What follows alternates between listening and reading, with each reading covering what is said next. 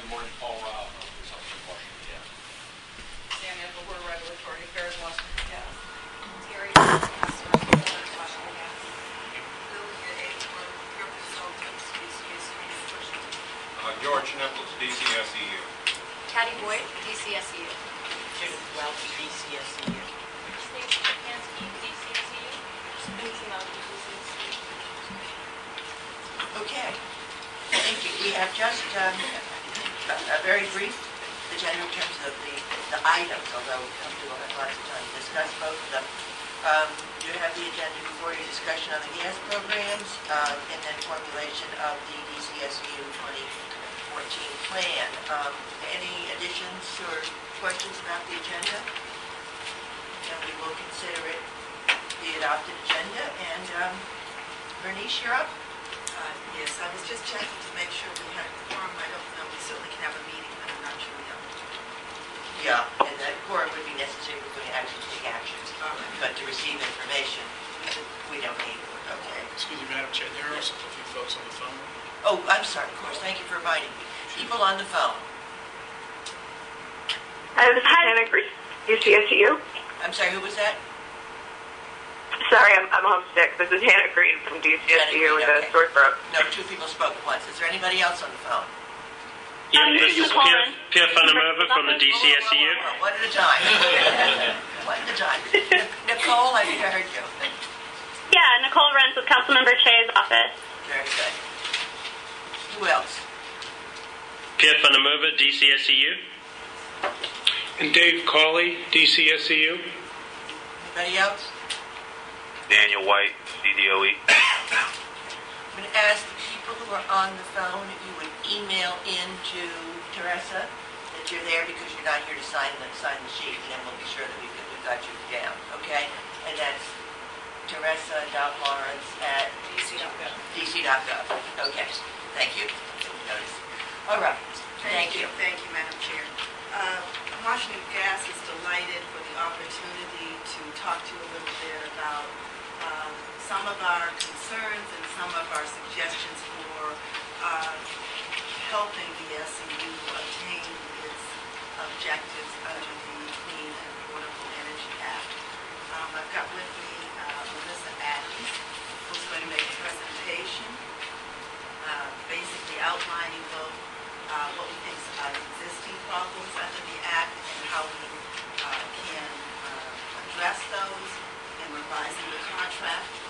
So the suggestions we're making are not we're changing the Act at this time, but trying to wordsmith the contract itself so that the SEU can deliver efficient gas and electric programs.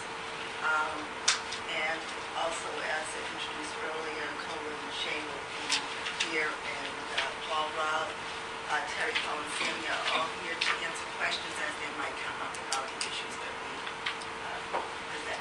So, Melissa? Okay, great. So just to echo Bernice's comments, we're very happy to be here.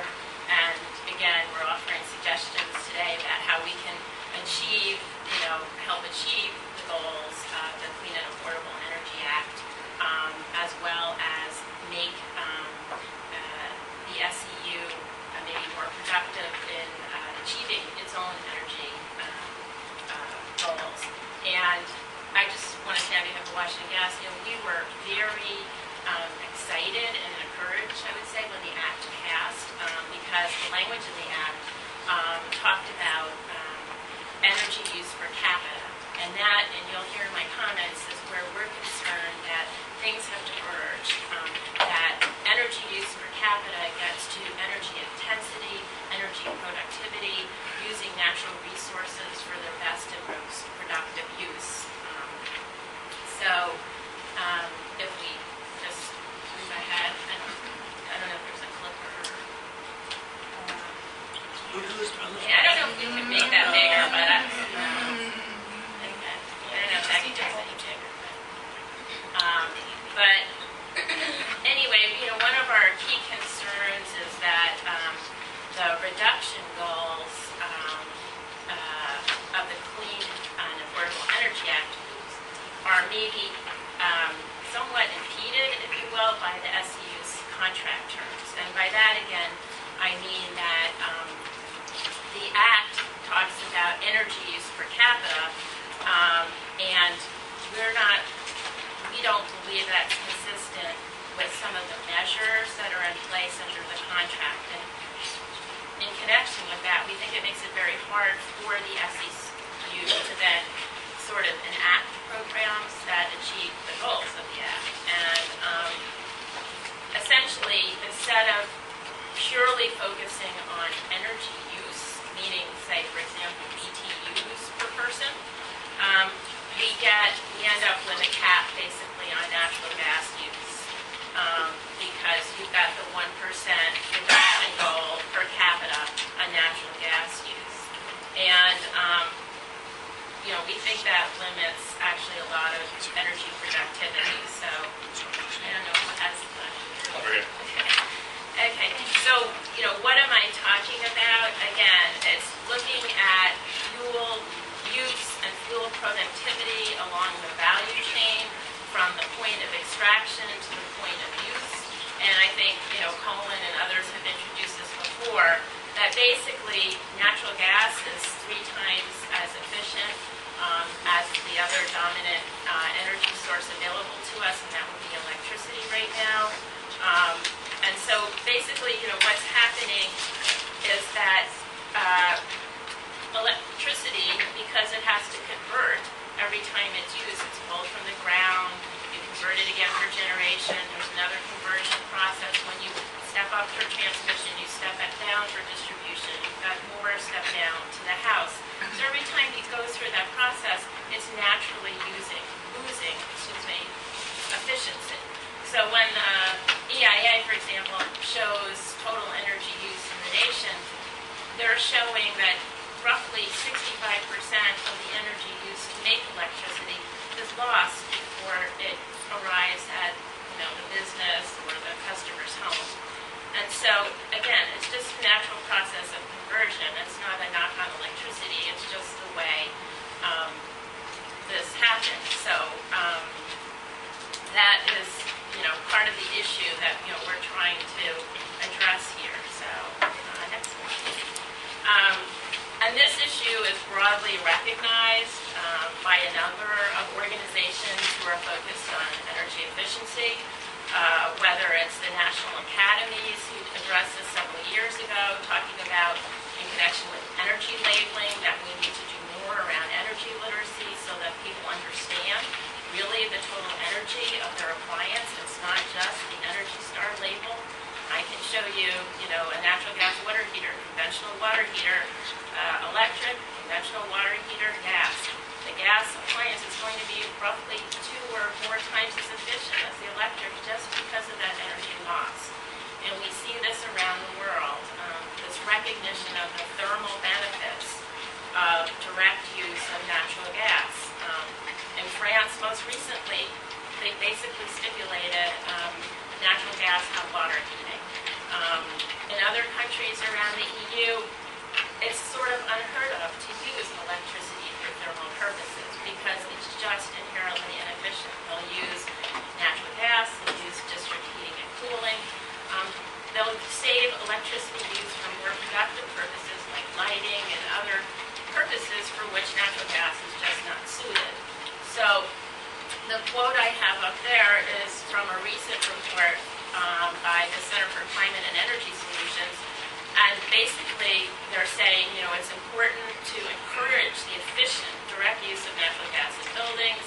They go on to say that natural gas for thermal applications is more efficient than grid-delivered or grid-derived electricity, yielding less energy losses along the supply chain and therefore less greenhouse gas emissions. So we find ourselves now in a situation where we're not getting the productivity we need. And even closer to home, we see this in the multifamily sector, which is our fastest growing residential sector in our area. In the last year, only 7% of those units are using natural gas for thermal purposes. And so we're creating a situation when we, with good intentions, try to limit energy use. We're capping, in a way, natural gas use, and we're depriving really the city, its residents and businesses from some of productive energy we can use. Again, the way I see it, with the current rules in place, you're potentially limiting things like very efficient combined heat and power. You're potentially eliminating the possibility of district heating and cooling. And I'm not sure, but I think you may also be limiting the use of CNG for vehicles, and we're in a non-attainment zone. Using CNG and heavy trucks, buses, and other vehicles is very important for meeting particulate emission standards. So, again, a good thought, but I'm not sure the way we're doing it is going to get us to where we need to go and where we want to go. So our suggestions, and sort of, next slide please, we've got sort of three basic principles that we're thinking about, that we wanted to share with you as we move forward. And that would be that we sort of return to the intent of the Act around total energy intensity, total energy productivity, and we sort of have maybe apples-to-apples measures so that we're fuel neutral, if you will, so that the basis is more on BTUs delivered, or even greenhouse gas emissions delivered, because those tend to be a proxy for energy efficiency and energy intensity. The other thought we wanted to share that's very important to us is that we think that the energy programs we adopt should benefit all customer classes. And I think the SEU is going to tell us a little more this morning about fleshing out some of their residential programs, which we're very encouraged to hear about. But I think we've got a situation right now with the rules where we have lots of individual customers paying into a fund, and they're not seeing the benefit, because in order to get that 1% natural gas reduction, you've got to do like one or two huge commercial projects. And while that, is beneficial, maybe from a clean air perspective, it's not really helping in terms of affordability, the other goal of the Act. It's not helping the residential customers who help fund this, pot of dollars that we're using to execute the Act with. So, again, we'd like to see more equity among customer classes, among the programs employed. The other area we'd like the advisory board and DDOE to look at would be how we tackle large projects and multi-year projects. And I know that's a struggle because of the funding mechanisms of the district sometimes, but some of these projects, say a multifamily or a commercial building, they're big projects and they span many years. So in order to sort of get the thing to work, people need some certainty that the dollars will be there. They may need to have the dollars over a period of time. I think because of the way we're structured, we tend to rush to try to maybe spend something in that year, but it doesn't mesh with the development cycle. So those are some thoughts. We'd welcome discussion around those. In terms of specifically, what are we looking for? Next slide. Again, we'd like to see programs in different market segments, principally 4 areas. Residential and single-family dwellings, and again, we think audits, appliances rebates, building envelope assistance, energy outreach and literacy, and I think that's important to emphasize. I think we've got a situation, not just here, but in the United States, where, like with kindergartners, you ask them, where does your milk come from? People say the grocery store. You need to know a little something about your energy, because it's not just the labeling on your appliance. There needs to be a little more understanding about where that comes from. And efficiency tips. And I think some of these things are going to be discussed again by the SEU, so that we look forward to hearing more about that. We'd like specifically to see something around multifamily residential programs. Again, maybe incentives or some kind of stimulative activity to encourage building developers and owners to use thermal energy. Right now, there's definitely a barrier. It's more expensive for a builder and to put like natural gas piping in the home, or to use the appliances, which tend to be a little bit more expensive. And so what happens too is then you have the divergence of sort of interest. The builders and developers are very first cost focused, but the tenants are the ones that would benefit because they would have lower energy costs. So you have sort of two different perspectives that need to be bridged there. On the commercial side, I think there's been a lot of good activity to date. There were some good programs, I think, early on, and we would basically support the continuance of those programs. And then one area that I believe is somewhat absent right now is some kind of focus or look at distributed generation, combined heat power, perhaps district heating and cooling. Maybe the development of working with the Public Service Commission of stimulative utility tariffs that would, fairly address, all stakeholders, including utilities or shareholders, but something that would be put in place to encourage some sort of innovative energy delivery systems. So those are roughly the program areas that, we're looking at and considering. And then, as Bernice said, next slide, please.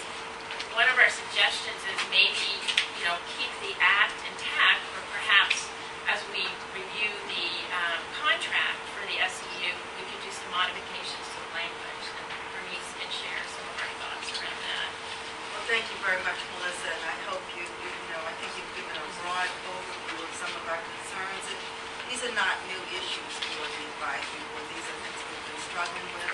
I think the good news is I think we're at a point with the SEU's development and offering these programs that maybe we can slightly tweak that contract and enable them to go forward in fiscal year 14 to be even more successful. And I think that's the intent of every member of this board, is that the SEU be successful and deliver good programs to both the gas customers and the electric customers in the district.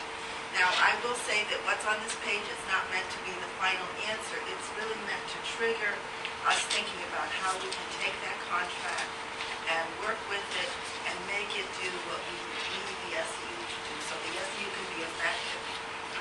As an earlier slide indicated, the Act really only puts three sort of parameters around the delivery of gas production, efficiency in the marketplace.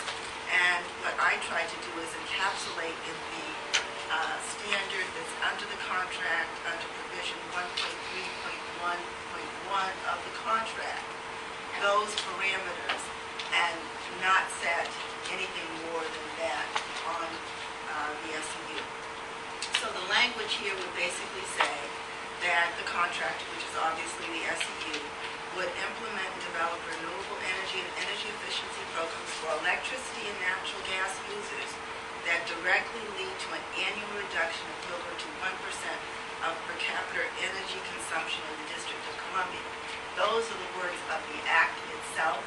The Act does not distinguish between electricity and gas. It's a 1% reduction in gas and a 1% reduction in electricity. That's something the contract does. But the Act does make clear that from an equity point of view, we want to make sure that gas customers benefit by getting gas efficiency programs and electric customers benefit by getting electric efficiency programs. And the Act does that by setting a requirement on how the funds are used that come from the assessment. It says basically for gas customers you can use no less than 75% of their funds for gas programs, and for electric customers you can use no less than 75% of their funds for electric. And then you can have an ability to go over if it's appropriate to go over. And I think the appropriate is determined in terms of whether we're really delivering efficiency in the marketplace.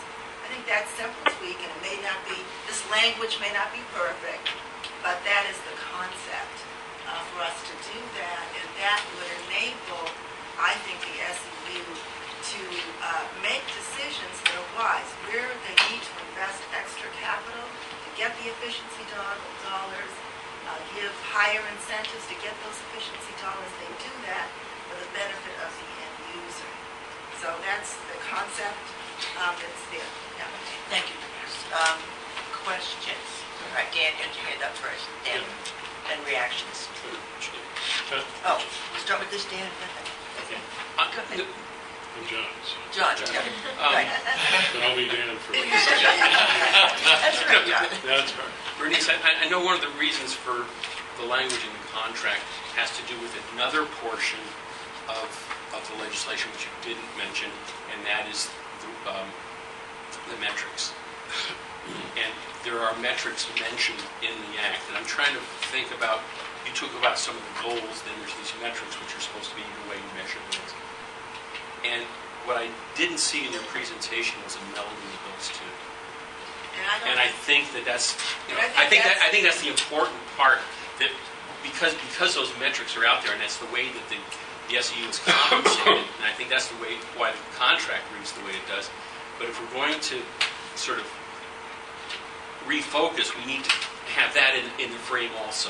I agree, and that's why I said this is the beginning of the conversation. I would really like to have a sentiment from the board of whether this is worth exploring, and ask DDOE, the SCU, and others, and maybe a subcommittee would be involved to see if we can work out a way to make this work. Because I think what we're finding, we may have offered a challenge to the SCU that they can't really meet. And that's the problem. And so we've got to get them out of the box for us to be efficient. So, and if we find out at the end that the act is offered the challenge, then we'll be there. But if we can figure out a way to work with the act, I think it's worth the while to do that. John. Thanks. I'm going to make a quick comment and then some suggestions, because I just want to put this gas debate in perspective, at least from my perspective. I've sadly been involved peripherally or directly in the gas industry since the 70s. My best friend's dad was the chairman of the board of El Paso Natural Gas. And I remember the late 70s, he was negotiating LNG. They built 3 large LNG tankers to import gas from Algeria, which fell apart. The history, my recollection of the history of the gas industry, it's been boom and bust. We have a lot of it. And in 2006, the spot market price of natural gas was about $15 an MCF. We all would have been insane to be recommending, gas as a ubiquitous, solution, because not only was it expensive, but American industry was getting clobbered.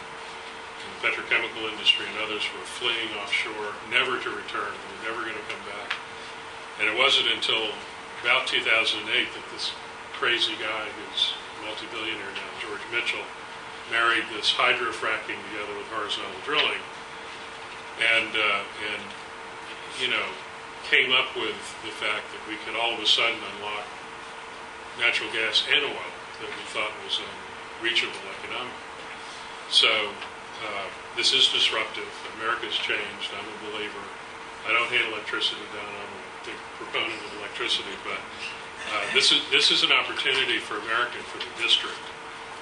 And I think that public utilities commissions and utilities need to make 30 to 50-year decisions. So you can't fault anybody, because 3 or 4 years ago, gas was expensive. All of a sudden now, we're whipsawed back to we should use it, which I think we should, by the way. And consumers make 10 to 30-year decisions when they buy furnaces and stuff like that. But so I guess what I'm doing in a way is not just throwing this back to SEU, but to the PUC and others to say, it's obvious to me that we should be promoting in the near term conversion to gas boilers where you can do it, and multifamily housing and residential. But in the midterm, there are new technologies coming out. Some of them are pretty fascinating. Containerless storage. One of my clients has a technology that's going to be able to, that they've already developed it, they just need to commercialize it. Store natural gas at very low pressure without these hard steel tanks. And there are going to be some interesting uses from vehicles to at home or lawnmowers and things, a lot of different things. But I'm a huge proponent of microgrids, power generation from fuel cells. One of my former clients, Fuel Cell Energy, has a brilliant system that's very small and manageable to produce electricity directly from natural gas. Infrastructure is hardened. It's not, unfortunately, their biggest growth market is in Korea. So we can't seem to get our act together here. So the point is, the near term for this, I'd like to see a plan in place that's more than anecdotal as to how the district is going to react to what is, in my opinion, disruptive in energy. And when I say that, because I'm at another conference today later, where Dan Jurgens at and others, we're back to the 1920s with oil engines, back where we discovered it for the first time. And so my opinion is that the district ought to, and those of us here ought to step back and go, what are we going to do about this? That's more than just a couple of buildings, right? I'd really like us to have that perspective apart from the obvious of, the near term, with, boilers and things like that. So I don't know what we have to do in the language. I don't know what the SEU has to do. I don't know what the DOE has to do. But we really ought to be doing something more than just anecdotal, quick little things. Sorry for going on so long. That's all. Joe. Thank you, John. Puts in perspective. I wasn't around the 20s, but you can tell me about it. There's another life, actually. Yeah. I could say that from one of the things that I wanted us to look at today, and I put that in the emails around, is look at the targets. Oftentimes the tail wags the dog, and the tail wagging the dog here put a contractor who's willingly signed the contract, so I'm not absolving anyone. This is not a blame game, but in a situation where it's just very difficult to meet, and so we end up, spending time sort of focusing on the tail, not the dog. And why didn't you get this? And what about this? And what about that? So I really would like us as a board today to delve into that and say, this is the right time to be doing it if there's going to be a new contract coming up next year. We don't lapse into another year with the same thing.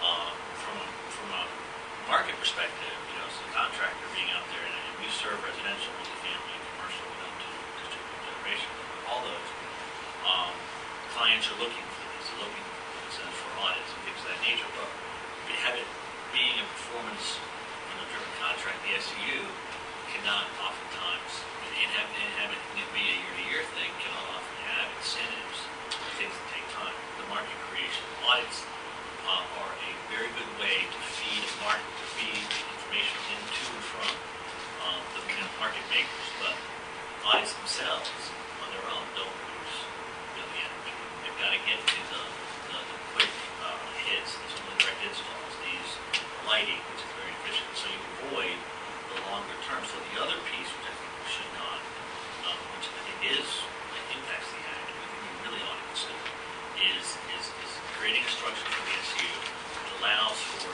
market making over a period of time. Not this quick hit thing, which, these programs are not easy to launch. And I'll be the first person to criticize, and I have been, to criticize the lateness of some of these coming out. They're not easy, not with all the different bells and whistles and compliances involved. So by the time the SU gets a new contract program out, it's, 5, 6, 7, 8 months into a year. And then they got to start all over again if they have to serve. So I want us to look at that. I agree with pushing for an overall target that reduces greenhouse gas and reduces carbon, not just individual electric gas. And we need to influence or advise on changing the act. It's certainly beyond our actual changing is beyond our thing, but we can certainly advise on the things we need to do. So that's it for me. John. I just wanted to, we received this obviously yesterday afternoon, and we are reviewing it. It's not a new concept whatsoever. But one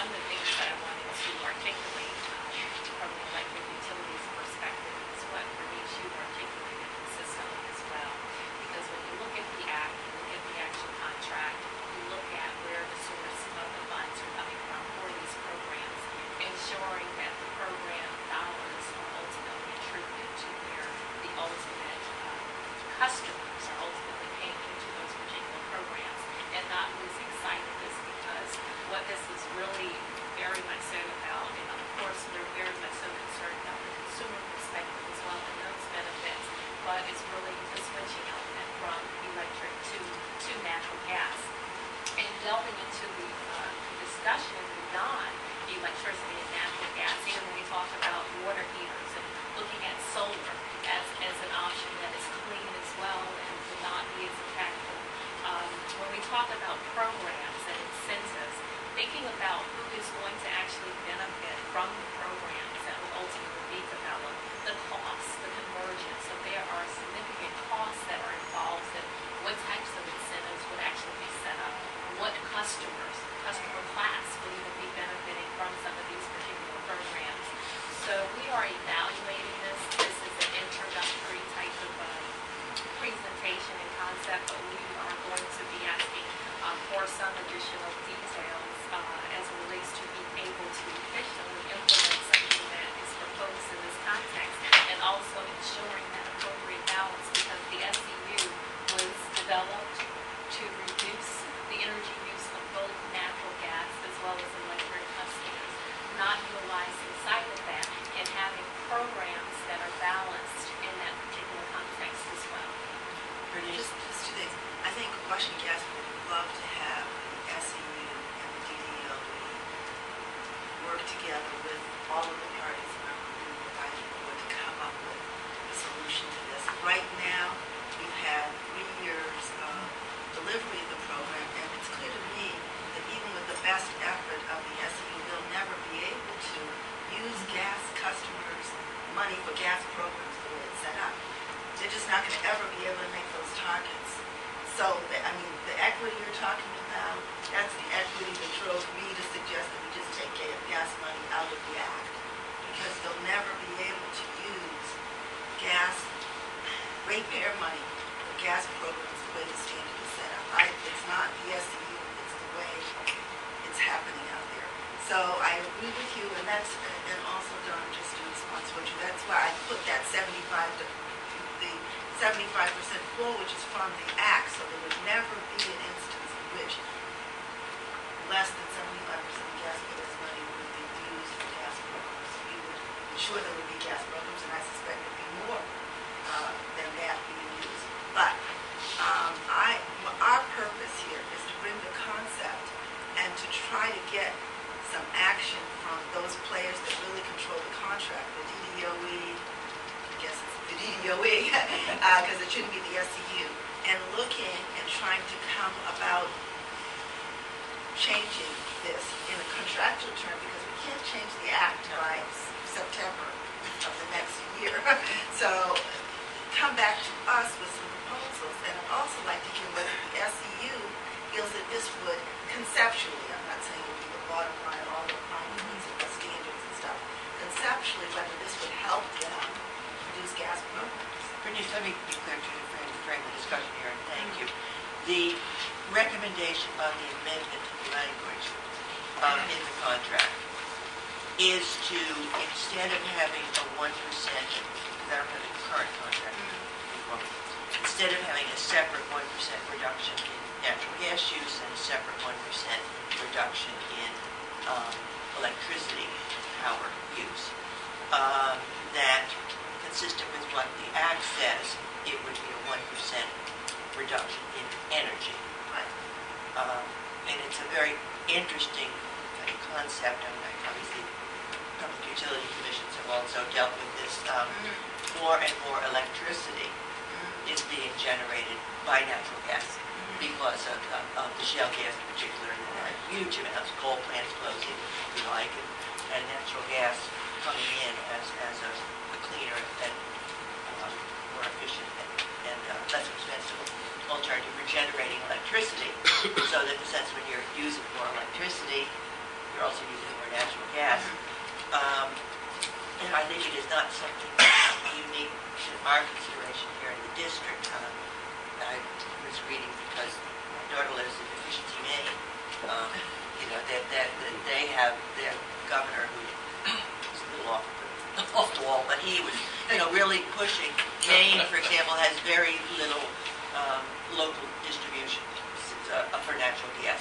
And yet the governor was really suggesting strongly to the Efficiency Maine, which is run kind of equivalent to SEU, run by the Maine Public Utility Commission, that they really focus less on helping people deal with their electricity bills and electricity, use of electricity, but really put some significant incentives in for people to convert from, in that case, oil-fired heating boilers to natural gas, including incentives for towns to bring natural gas distribution systems in there.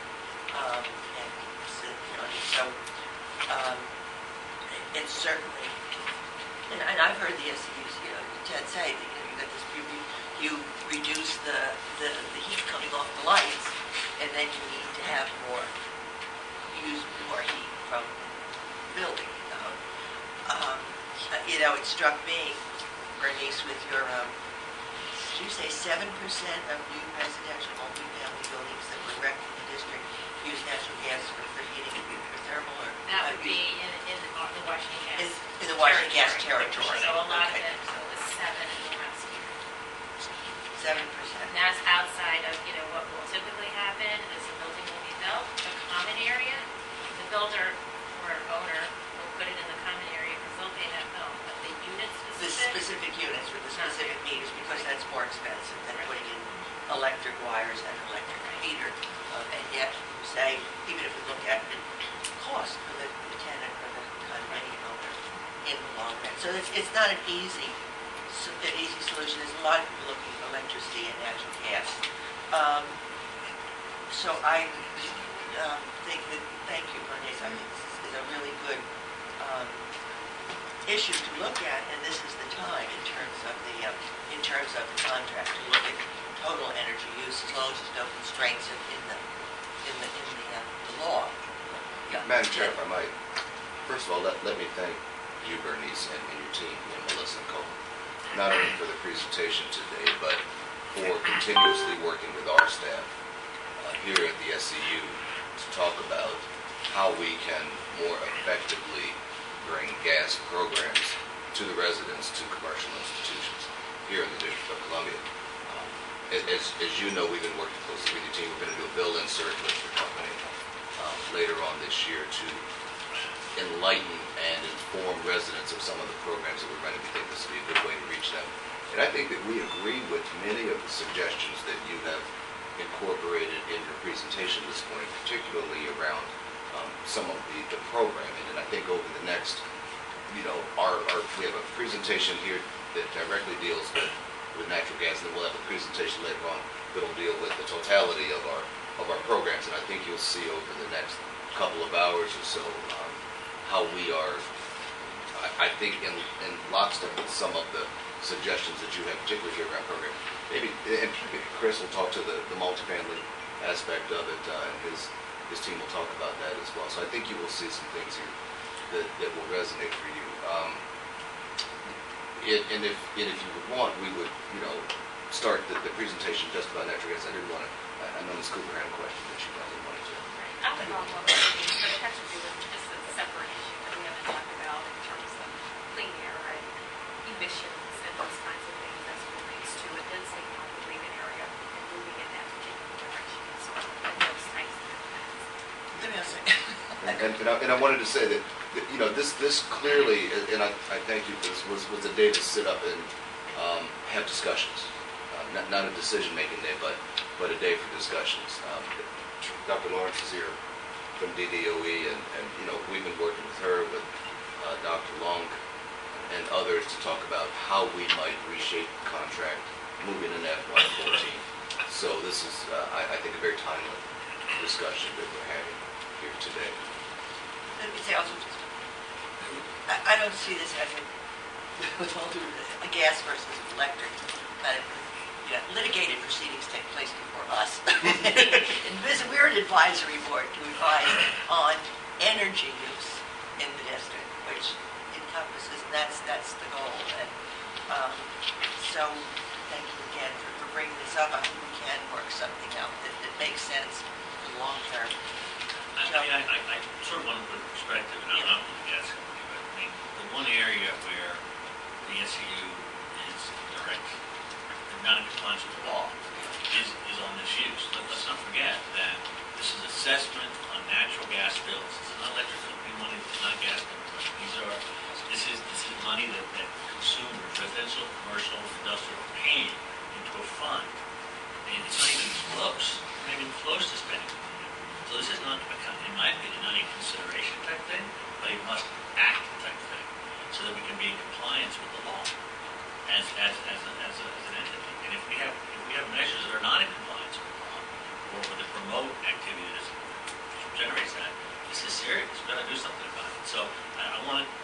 sort of raises one level. It's that serious. Otherwise, I think the gas customers might say, well, we're pulling our money from this thing. And so we take out how many $1 million a year as a gas contributor? Somebody want to give me that, it's It's about $3 million. $2 $2 million. million. That's a pretty nice chunk of Right, money. and it's every year it's increasing. Yes. So I just want them to be that clear and specific. This is a serious issue. Right, and I think, wanted to to comment. your point, so, I just wanted to comment as well, as it relates to gas, also the municipal requirements that relates to reducing the consumption as it relates to both electric and gas, that's a mandate as well, which was not ultimately achieved, so focusing on that as well. Right. And let me, just to close the loop, one, I'm a district resident. I'm a gas heater, I also use electricity. I would like to see the SEU in my door providing me as a residential homeowner in the district programs that make sense. Old gas boiler, and I've got some old electric light bulbs. So, I think that's the aim here.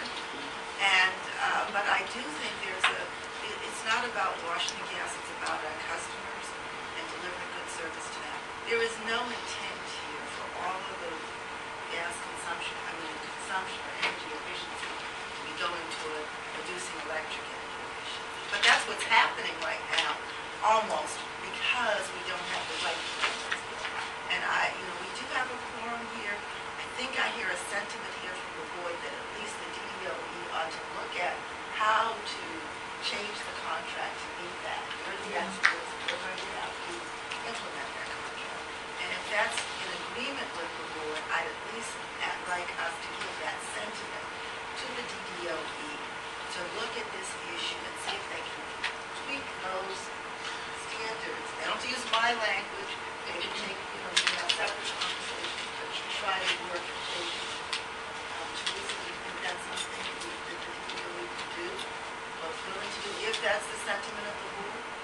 Is there, let me ask if there's any objection or serious concern about moving in that direction of both looking at some amendments to the contract language so that we would be talking about annual reduction in energy use, as well as things that are needed to bring the expenditures into compliance with the requirements of the law in terms of the expenditures on natural.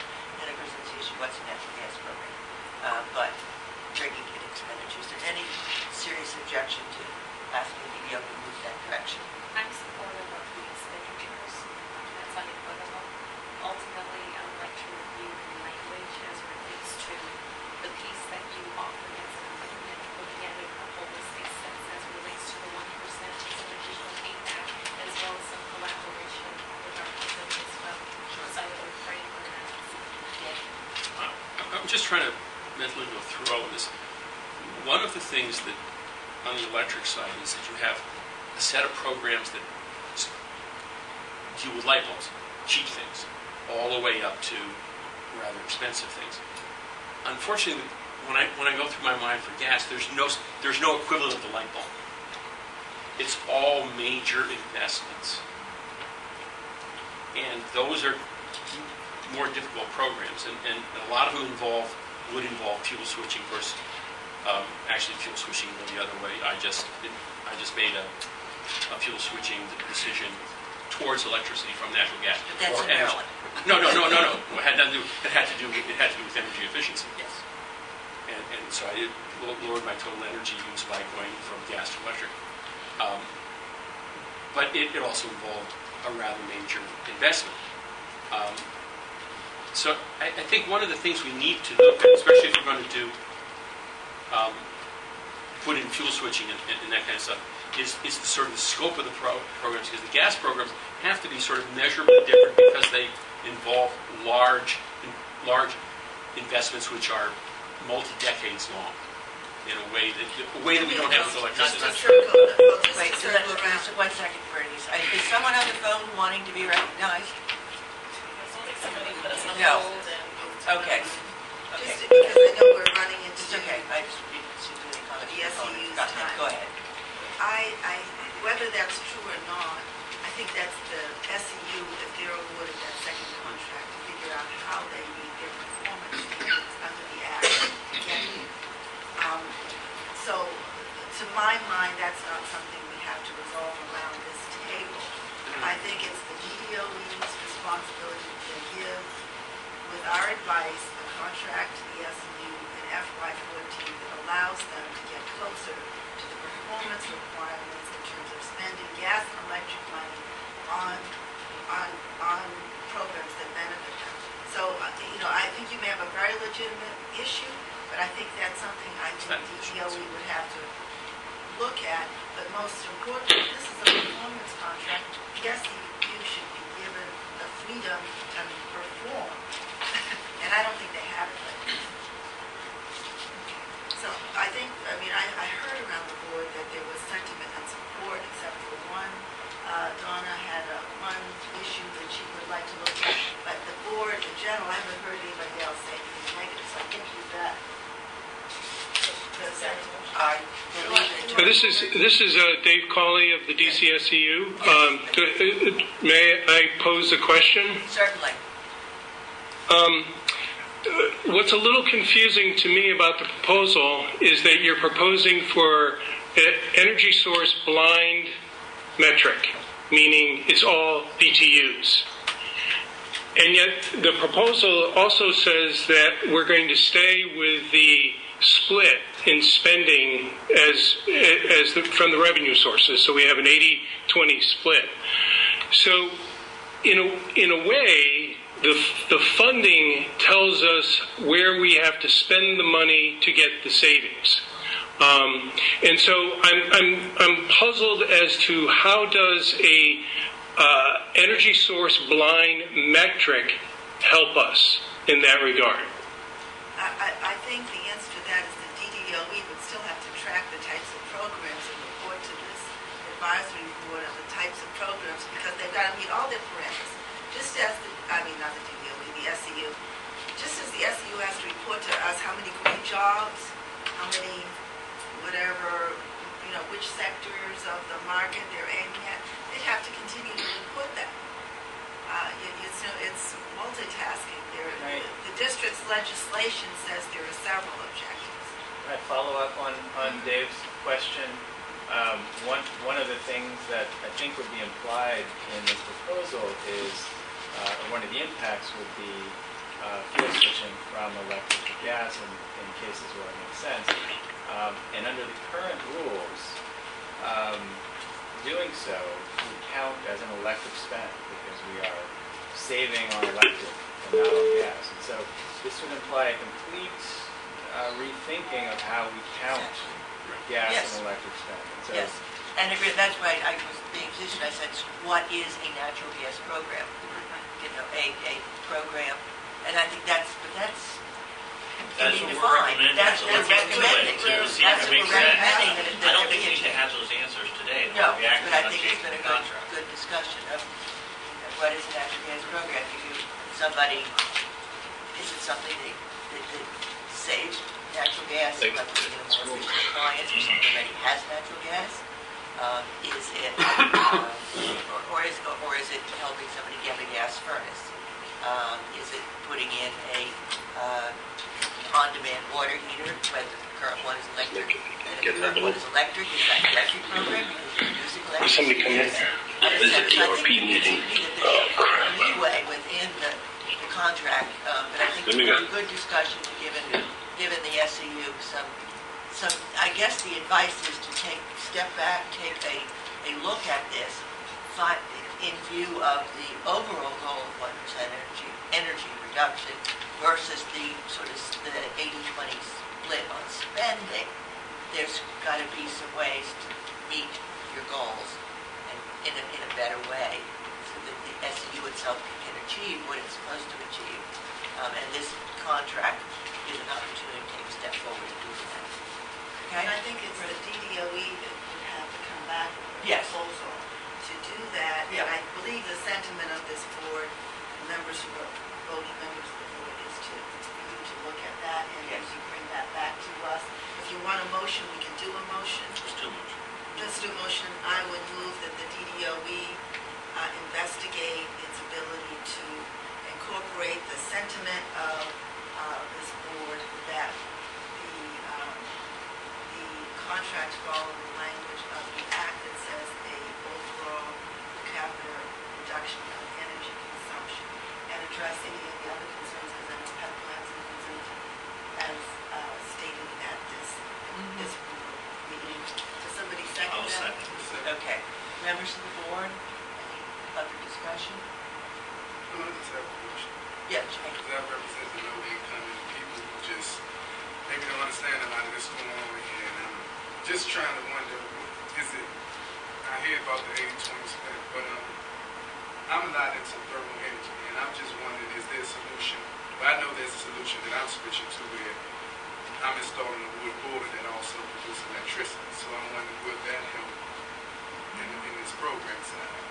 Because I'm receiving, at the beginning of the year, I will be receiving 600 tons a day fuel pellets from DC Water, and they're asking me to give it away to residents for free, so the residents wouldn't have to pay for this fuel that'll produce heat and power.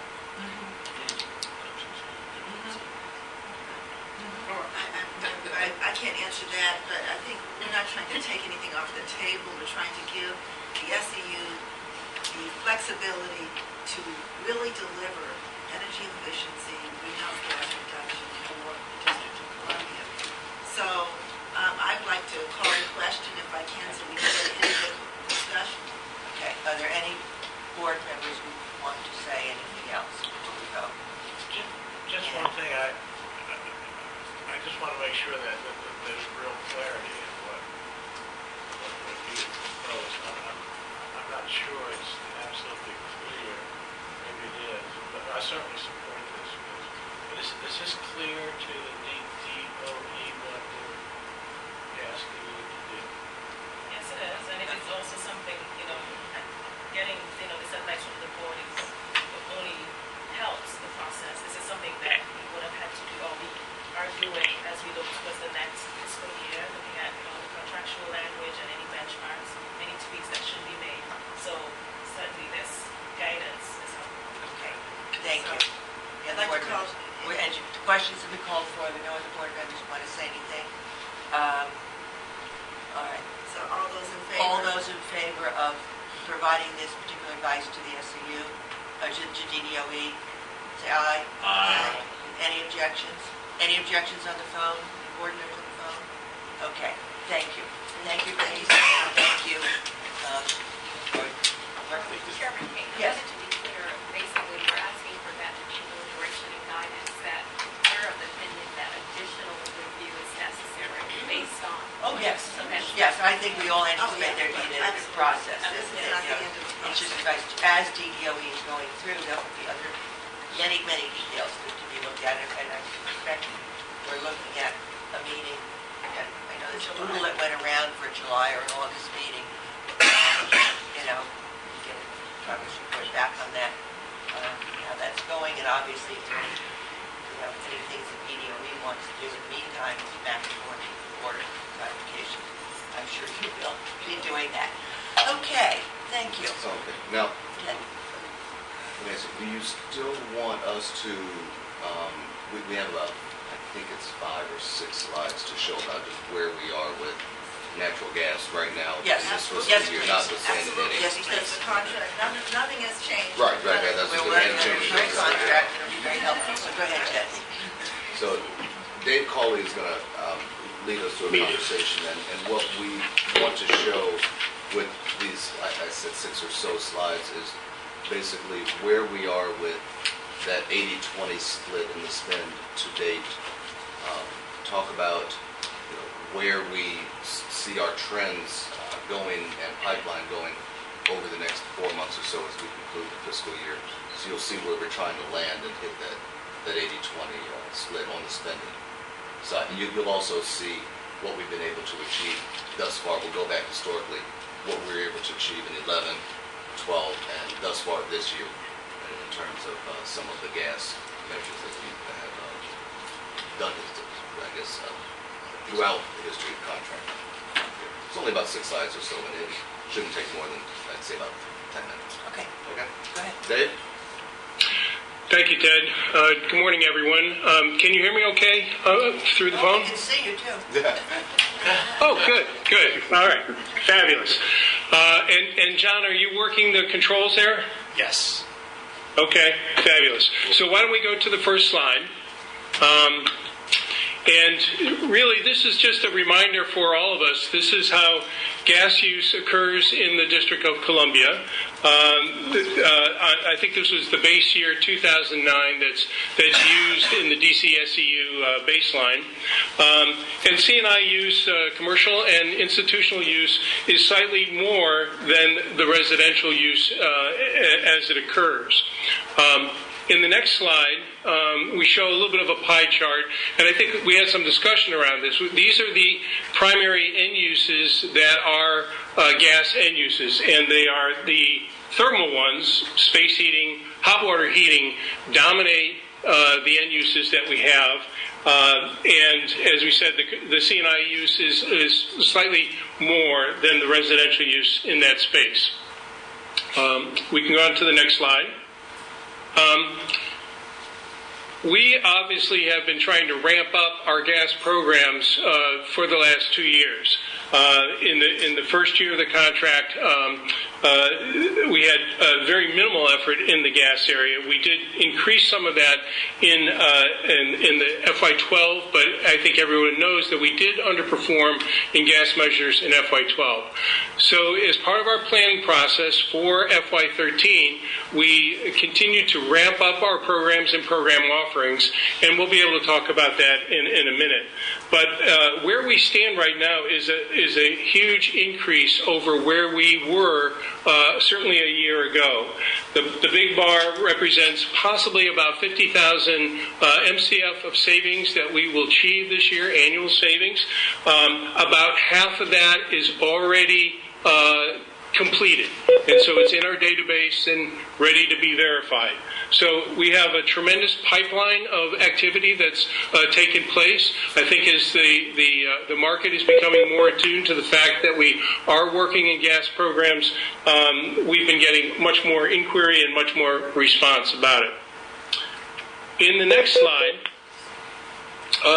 this is, as Ted mentioned, that very shortly a residential gas efficiency products program will be introduced. And Stacy is here to be able, she's managing the development of this effort right now.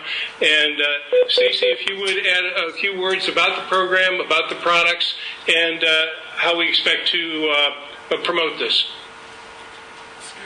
Was this any way we can blow this up? Or could you just read what it says? Yeah, I'll let Stacy read exactly what the words are. And we'll send this around to all of you. Treat us a whole lot better than what you've been doing with these presentations. Good morning, everyone. I'm Stacy Szymanski, the Program Manager for the Residential Efficient Products Program. And as Dave mentioned, starting July 1st, we are planning to launch gas rebates for residential district customers. So we're looking at rebate amounts ranging from $100 to $600. Our tech team is currently doing the analysis, so we hope to have a better estimate next week on exactly what we're able to offer. But the equipment we're looking to offer rebates on is high-efficiency furnaces, boilers, and water heaters, both storage and tankless. And the exact levels are to be determined, but right now we're looking at the furnaces starting with the AFUE 90 to 92, the second tier 92 to 94, third tier 94 plus. And for boilers, starting to offer rebates at the AFUE 90 to 92, and the second tier 92 plus. For storage water heaters, EF 0.67 to 0.79, and tankless water heaters starting at 0.83 to 0.94, and then the high efficiency of 0.94 plus. And what dollar amount kinds of rebates do you think? A range of about $100 to $600. We're trying to design our rebate amounts to be around the incremental cost of the standard efficiency. What percent of the total are you looking for in terms of total cost of the equipment? Are the rebates? So is it 5%, 2%, 1%? The The incremental cost. So if this, Cost is what percent? How much? A high efficiency, one of the little boilers like I figured about 5 years ago, a little Munchkin, which was like $5,000. It was more expensive than a non-efficient So gas is that boiler. 10% more, 15% more, and 6% more than the standard that was put out? I don't have the exact numbers, Dave. Yes, I can weigh in on that. Joe, you're in the right range. It's in the 10 to 15% of total costs. It often depends on the appliance that you're talking about. Sounds good. And also, do you have targets for these in terms of how many of these rebates you expect to do? Yes. And what the reduction in natural gas would be? We're looking at saving around 8,000 MCF for FY13. Okay. We're looking at least 400 rebates, and we're working with the contractor network, working with DC-based contractors and other contractors. I'm just interested for we were talking about the cost of the gas efficient, more gas efficient furnace. What would be the comparable cost for the customer of a more efficient electric furnace? Do you know that? Because I think that's what the hurdle is.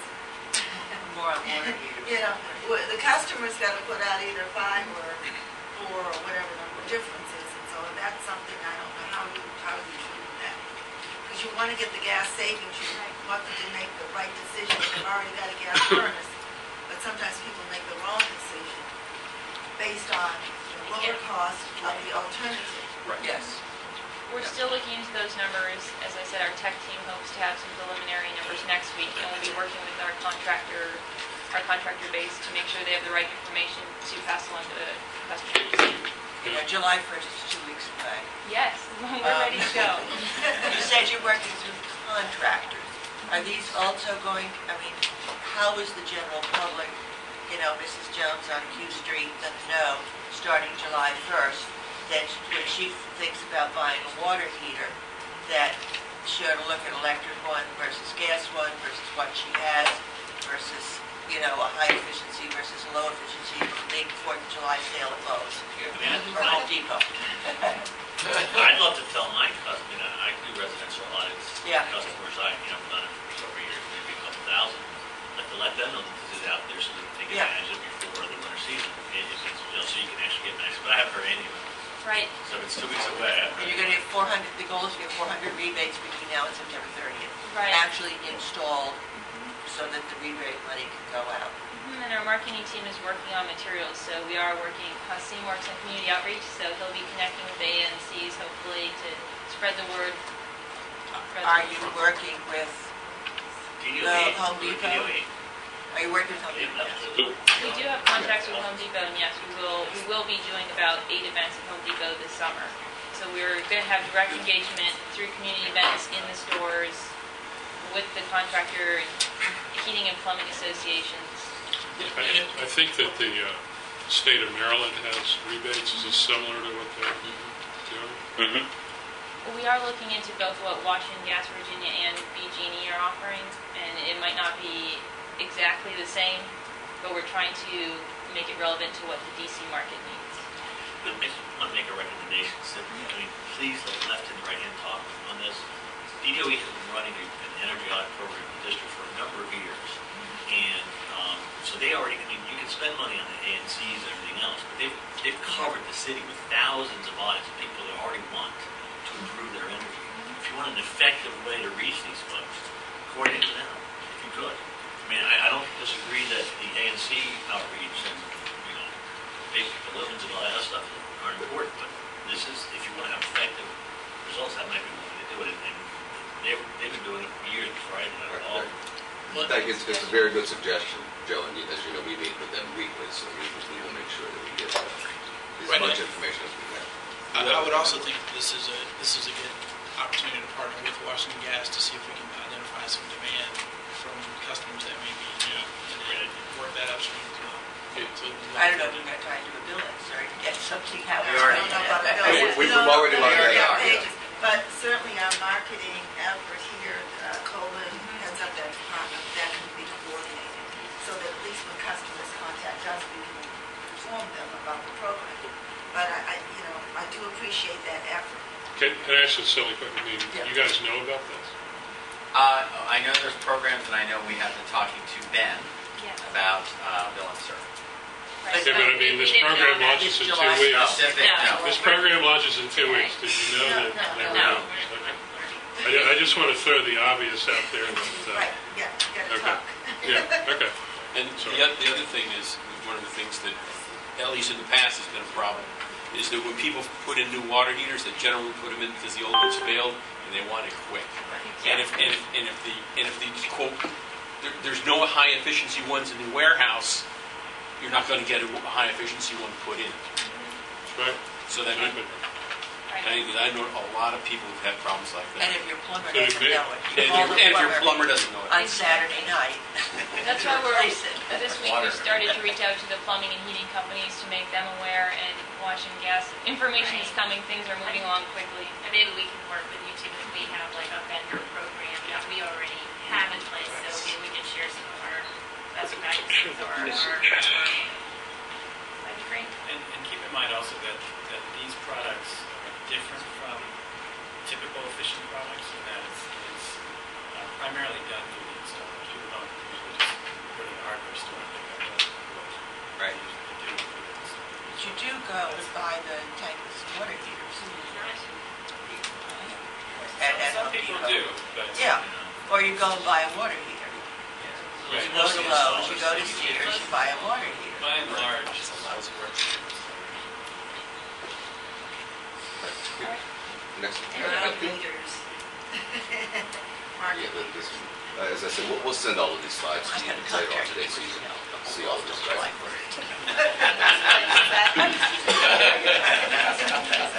I have the yesterday already. It was water heaters.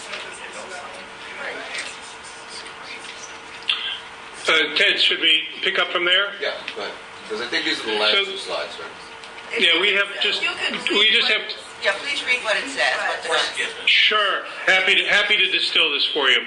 So this table, which you'll receive, is a listing of all the initiatives that the DCSEU has run since its inception. And what the numbers represent are the number of MCF that we've achieved in each of these initiatives over this time. In FY11, it was about 38. A little over 3,800. In FY12, 46. It's similar to the bar chart I showed you early on. What we're seeing here, as I said, actually we've got about 25,000 that we've completed so far in FY13, and we have a robust pipeline that's there.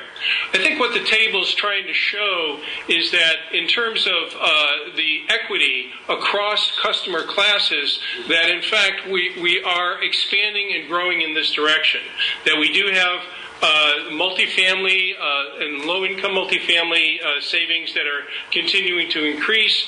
We do have the residential home performance with Energy Star program. We now have the products program that's coming out for efficient gas appliances.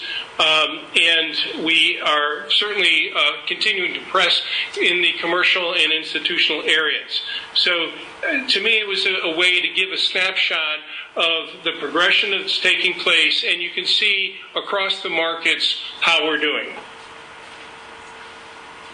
Any questions there? Go ahead. Last slide. Yeah. Last slide. And so, again, a large concern has been expressed about the spending and the amount of money that's being spent on electric, the amount of money that's being spent on gas.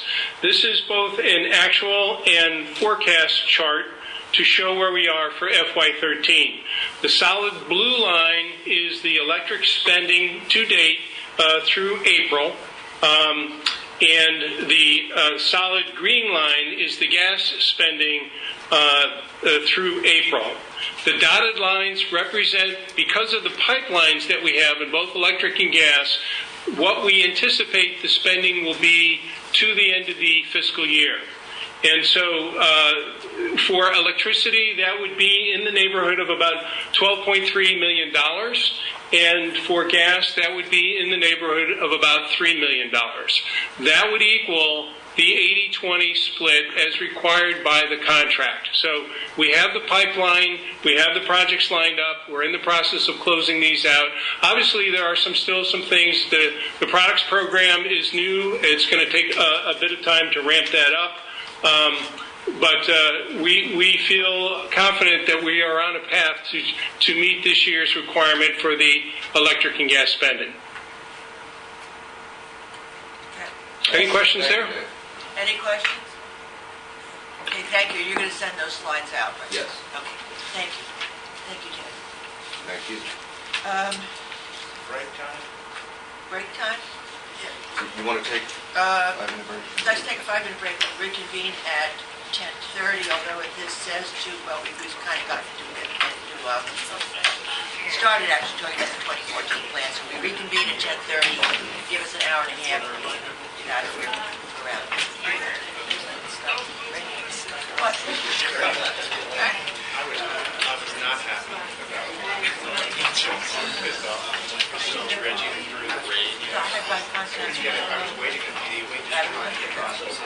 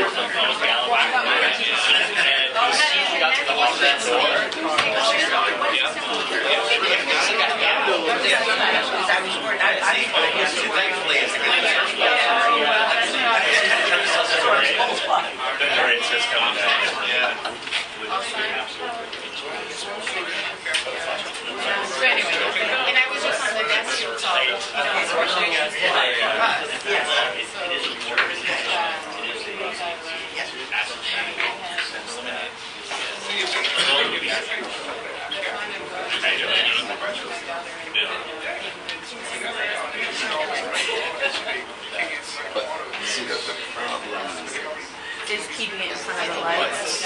So is there a way to shut off like half the lights in here, or is it just all on or all off? Chris. What if we open up the blinds and shut the lights off so people can actually I mean, yeah, we could do that too, but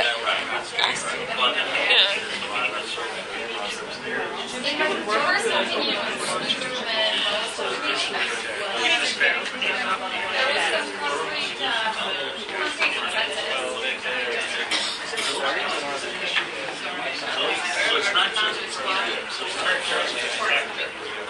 It's not just the actual.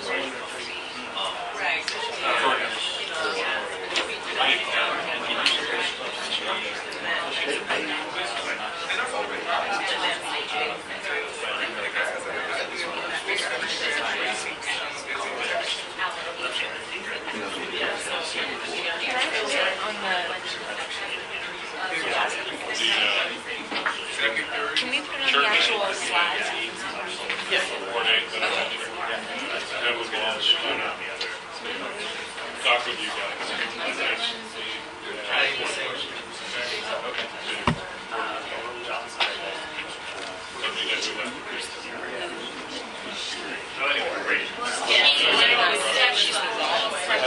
I'll get you.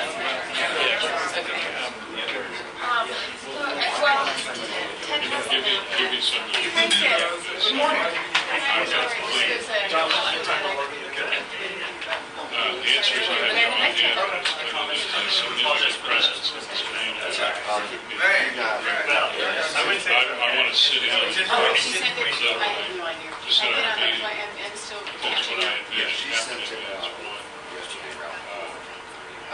pipeline parishioners, pipeline to the communication, possibly an education pipeline for some of the young people Yeah, so I have Bernice come say in nothing. and live here. Is in the one. It might actually show So why are you starting with Medicare Roads? That's Oh, no, no, like that's not. my neck of the woods. Seriously. That's the name of the That's like- conference room up at our And they have several, Well, that's why, because they're right by Lake Monster. My God, it's on both Vermont and Quebec. On one side is Vermont, and one side definitely is really Quebec. significant. I think it's the largest Going to my grocery convention in my wife's all of the church. conference rooms. How you doing? Places where houses. Metropolitan, that's sort of a symbiotic organization. What conference is it there? So that's just. Let's try to nail a date this week. Yes, well, with you, so what I would like to do is, let me have a point person. You have my card? I'll get you a card. Well, let me give it to you. Send me an email. I will email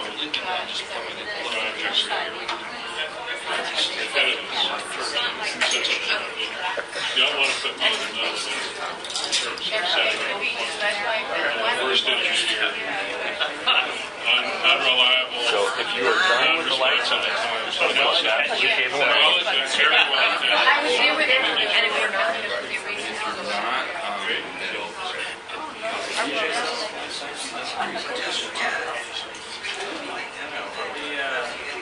Mark, are you guys done with life? Yeah, we're done with life. So you just doing power. Okay. You need a longer cable? Yeah. There's one in the other room. Longer. Let me see those.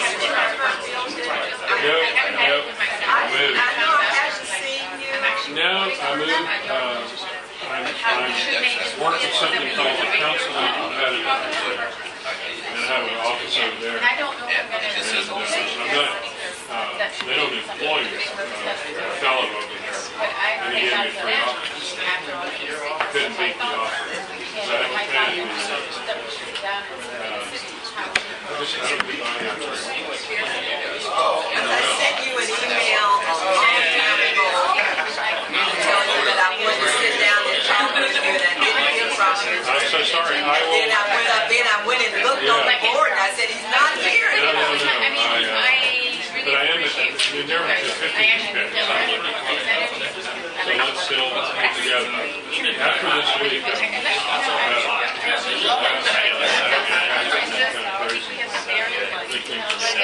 I saw it last night. Very good. So, Oh, you represent Yeah. her. So, Well, I live in Ward 3, but I also represent her in a position as the head of the Alright. So is this plugged up yet? No, we had to get a longer cord. So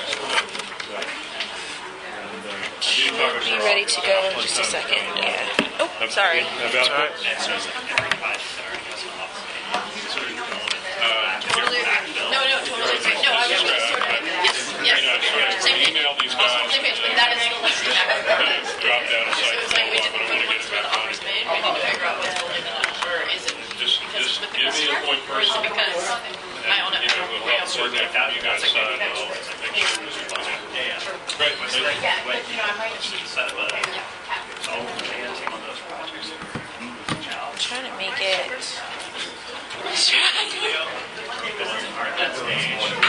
Yes, totally agree. So do you think I can? I don't know why it's crooked like that, Where do you think we have it? but this might fix it. Oh, you did. This is as good as it gets. Is that okay? Yes, I did. It's definitely bigger. Move it. Do you agree with them? How about now on the flow chart for the first time? I can't answer that. Okay. Let's Yes. That's fine. Okay.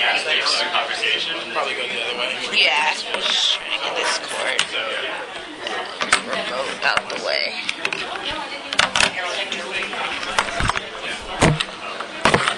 Well, I didn't.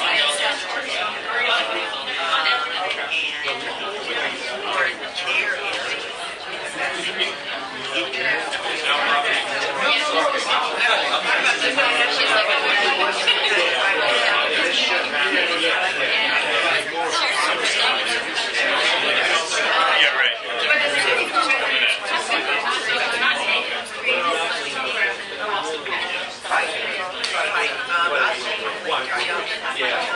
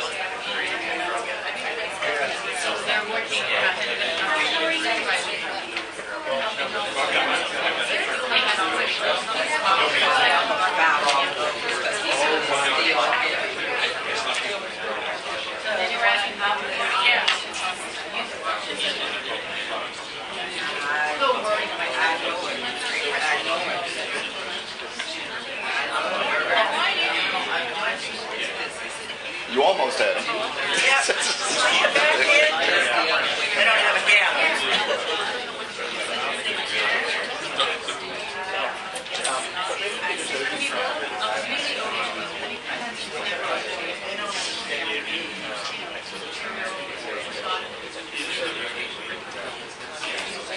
I think the members are here. Well,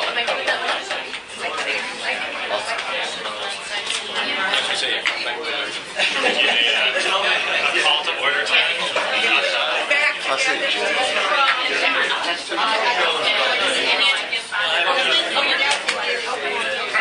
Someone did.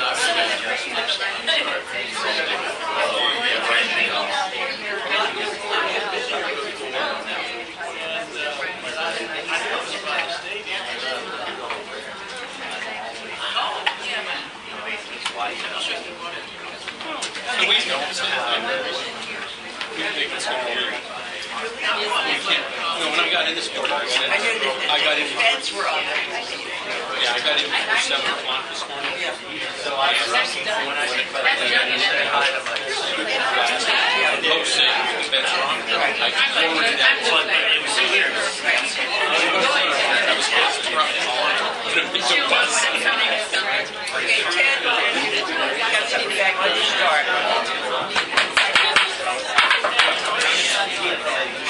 Okay. good morning again. Good morning, welcome back, Ed. And just for your frame of reference, if we've run out of coffee, we do have a coffee maker in the kitchen, so we can make sure we can get you some more coffee and keep that caffeine buzz going. Are you saying you're supposed to sleep? It won't be me. You know, as loud as I am not going to let you go to sleep. Madam Chair, with your permission. Yes, with permission, but just, I know you're going to talk about the formulation of the DCSU 2014 plan and residential, business, commercial, institutional, and workforce development. Before you start, I wanted to thank you. Some many of you have heard me mention before Frager's hardware store, where about getting light bulbs there, and of course, all Frager news that burned last Wednesday. With it less than 24 hours, Ted emailed me. And I have no financial interest or anything else in the store. It's just a wonderful neighborhood and citywide institution and a real source for people of information also about renewing their homes and all. And Ted emailed and said that the SCU had already been in contact with them because they had a significant, just done a lighting program for them. And of course, they put all the CFLs and other lighting products there. And we'll be working with them on the rebuild. And I see it as a real opportunity to, do a commercial, a neighborhood commercial building that can be a real model for energy efficiency and maybe enhance its ability to be a training center for people who are renovating their homes or fixing up their homes and have those energy efficiency projects and products and energy efficiency. So I want to thank you. Oh, you're very welcome. You're very welcome. I think that it's a great opportunity. And we were just, saddened by the fire. It's a very, very tragic fire. And as you mentioned, we did have a number of our efficient products in there. A lighting job. Ted's alter ego. I think it's picking up from here. Okay. It was on speaker, yeah. Everybody on the phone, if you put yourselves on mute. Go ahead, David. But a great institution, and we will work with them as they rebuild. Let me thank you again for allowing us to share with you our FY14 plan and its formulation. I wanted to tell you exactly where we are in the process and how we've been going about this. First of all, I wanted to acknowledge the presence of several of our teaming partners. I know Dr. Lily Abram is here with Peer Consultants, George Nichols with George L. Nichols and Associates. Mike Healy was here a minute ago. I think there's Mike. I know Loretta Caldwell, who does our compliance work, is outside. She'll be back in a second if my alter ego stops talking. And I wanted to acknowledge them. What we have done historically as staff here and as teaming partners is we've come together a little earlier than this. We started this process probably 6 or so weeks ago to talk about what we would like to do, where we would like to see the SEU go in FY14 and beyond. And we do this every year. We have a contractual obligation to produce an annual plan and submit it to the District Department of the Environment by July 31st. And we are in the discussion stages right now. This plan, as I said, is not due until July 31st. We're in the discussion stages now. And the conversation that I had with Chairman Kane several months ago where she said the advisory board would like to be more involved with the formulation of the plan. And that's exactly why we're happy to have this conversation today. As I said, we've come together with our teaming partners and with the staff, and we've looked at, remember in FY13 we had our Quick Start programs that we launched and then we ramped down. And then there was a kind of a trough in FY12 as we developed the broad-based market rate programs that you see in the market today. Many of those programs have been up and running now for about a year. I apologize.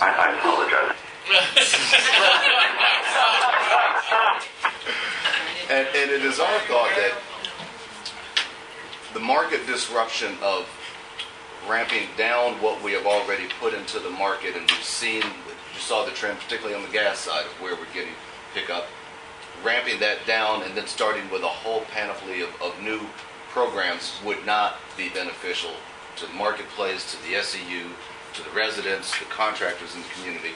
Rather, what we're trying to do here is talk about 11 programs that we have.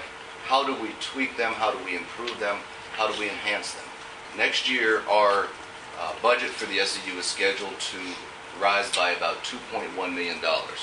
So we have more resources coming into the organization. Where might we best invest those resources to get some of the results that I think all of us want to see delivered by the sustainable energy utility? Now, if you look at $2.1 million over 11 programs, the math is pretty simple. Nobody is getting $1 million here or $2 million there. That, if you do the math, it's only about $200,000 per program. What you will see today,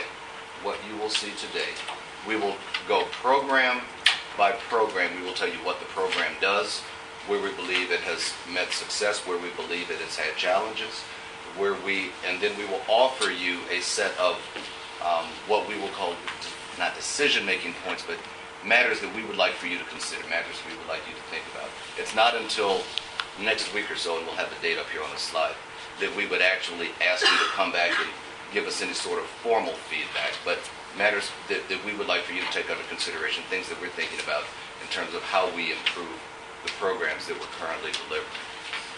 Second, let me say, what you will see today, and as I said last week, a couple weeks ago when we met, I'll say it again today, is not a balanced budget.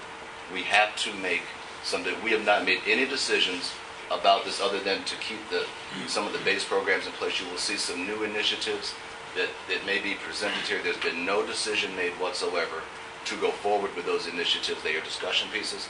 We welcome your discussion on these items.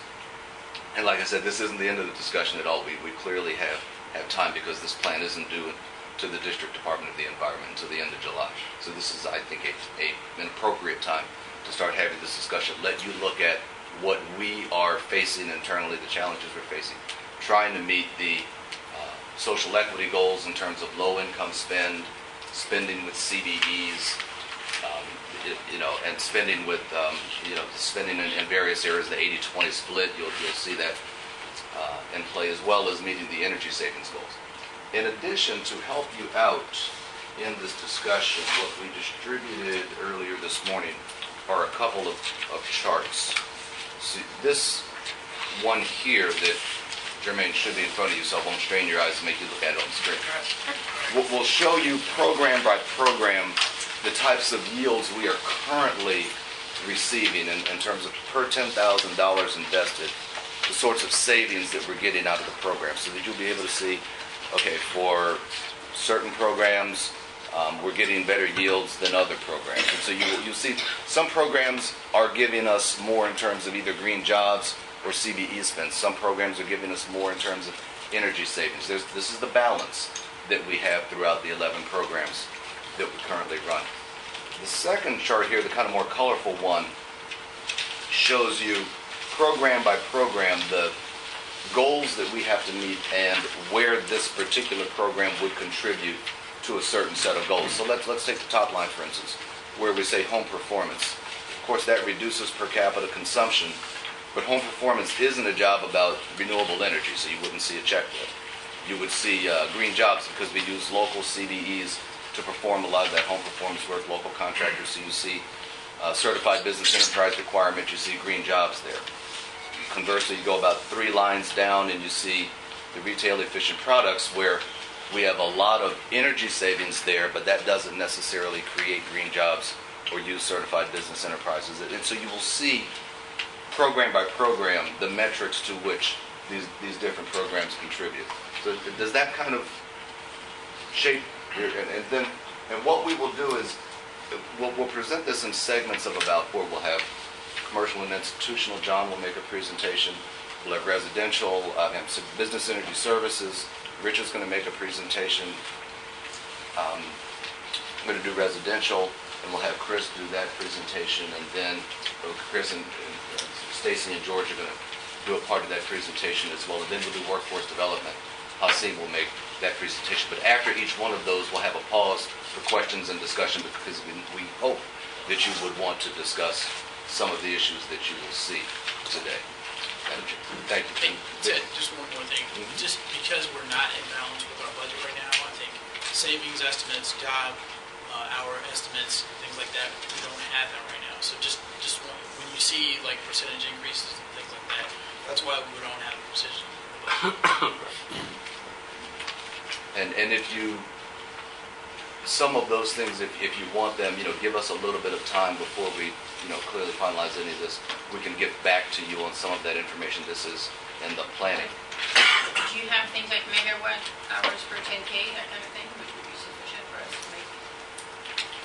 Right. I think for the this is about the yield, so you can understand how programs are performing, but the estimate of like what we're going to be saving in NCF, what we don't have.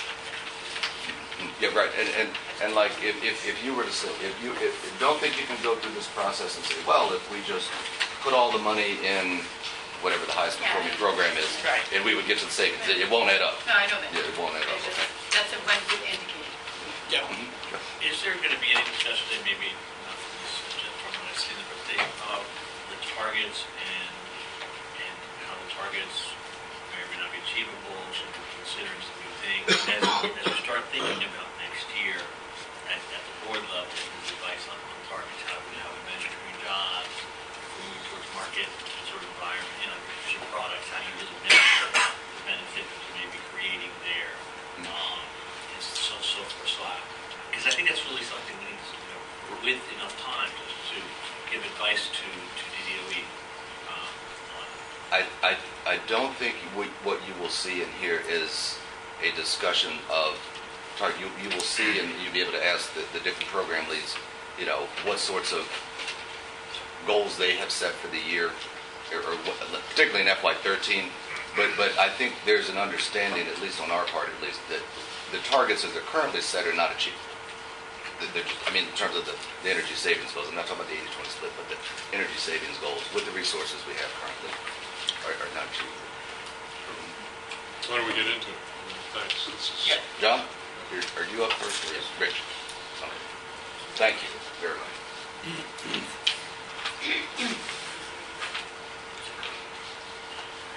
Well, good morning, everyone. Good morning. My name is, I either go by either Rich Fleury or Rick Fleury. Feel free to use either. There's a long story history between the first name. And I'll share that one brief moment. Rich, I've got the nickname of Rich when I first entered the utility industry over 26 years ago. My first supervisor in strategic financial planning, being in the mid-'80s, was shortened my name Richard to Rich, and it stuck with me for 26 plus years. But I also go by Rick, so I want to share that brief mantra with you all. Well, good morning.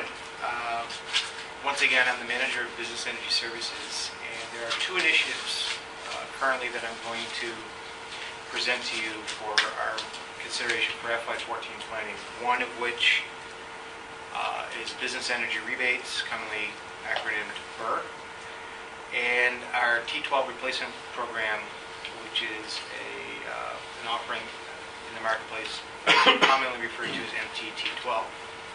We all love acronyms. First and foremost, before we go through both slides, they're in essence continuation of current offerings for both specifics with minor considerations going forward for us to all consider. But the premise of this is the continuation of what we relaunched in Business Energy Rebates earlier this year into fiscal year 14. Next slide. Specifically, we're going to start with Business Energy Rebates, or commonly referred to BER. This is a prescriptive offering, similar to the discussion that we had earlier in the residential service. The commercial prescriptive offering is looking at offering marketplace incremental incentives for both electric and gas measures in the commercial marketplace. The target market for this is typically 10,000 square foot of a footprint or less. It's really geared for small and medium-sized commercial customers. Think of this as an umbrella approach, trying to hit as many end-use customers as possible. Typically, a customer with this footprint, if you all wanted an example, would be, think of your convenience store at the corner market. That type of a footprint, where the prescriptive offerings that we would avail to them would range from high-efficiency LED lighting opportunities to potentially, if it was a restaurant, perhaps some high-efficient cooking convection ovens of that nature, all the way to looking at smaller-sized HVAC, compressed air systems. Refrigeration, of course, would be an option as well. As I mentioned earlier, the rebates are meant to offset a portion of the incremental cost. This is a market-based lost opportunity type program. Earlier, I heard mentioned that the biggest market barrier to overcome is making sure the product supply is there. One way to make sure a product supply is there is to offer a good chunk of incremental cost to help promote that. Ideally, offering that incremental cost will help increase margins for the small business, because everything's built on margin. Customers, as I mentioned, it's small to mid-size, and the primary objective here is to reduce per unit energy and demand consumption based on the measure selections within the rebate program. Next slide, please. One item that we're considering, and something to consider, is in addition to increasing the funding to provide more rebates to more customers in both diverse nature, both electric and gas, is to work with our local vendors to ensure that energy efficient equipment is readily available. That's a common basis of true market transformation, is you've got to make sure product's available at time of burnout in this type of relationship. As you can see, the budget request is significant. We've had great success with the continuation and relaunch of BER 2013. Indicators is that it's becoming commonly accepted within the marketplace today, and only increasing so every single week. Next slide, please. One of the strategic decisions that's in front of us to consider is to require a pre-approval / reservation type system within this program. Since it's prescriptive by nature, the market could overwhelm the available resources overall. There's positives and great negatives to that. The positive would be it's a great accepted program initiative. The negative is we're limited by total spend for the DCSEU in that sense. One thing to consider, I apologize for putting my hand on the screen, requiring pre-approvals or a reservation type system would normally sound like it's a barrier, but about 80% of our current enrollees into the program are requesting that already. They're requesting an advanced notification to take a look at the appliances, the end-use measures that they're thinking and considering about installing. They want to know, A, the technical support that we can bring. Is it going to qualify? Is it the most energy efficient? So we kind of do that, already about 80% of the time. Secondly, it's a good risk mitigation. By recording an ability to have pre-approval/reservation system, we kind of get a pulse on what the market's helping us do. And we see the technologies that are high request technologies. We also have the ability to risk mitigate a total spend for this program. Kind of keep a cost-effective cap and look at it going forward. Next slide. I think that was it. Okay, can we back up one? I'm going to pause real quickly here before we go to T12 and solicit any comments or questions.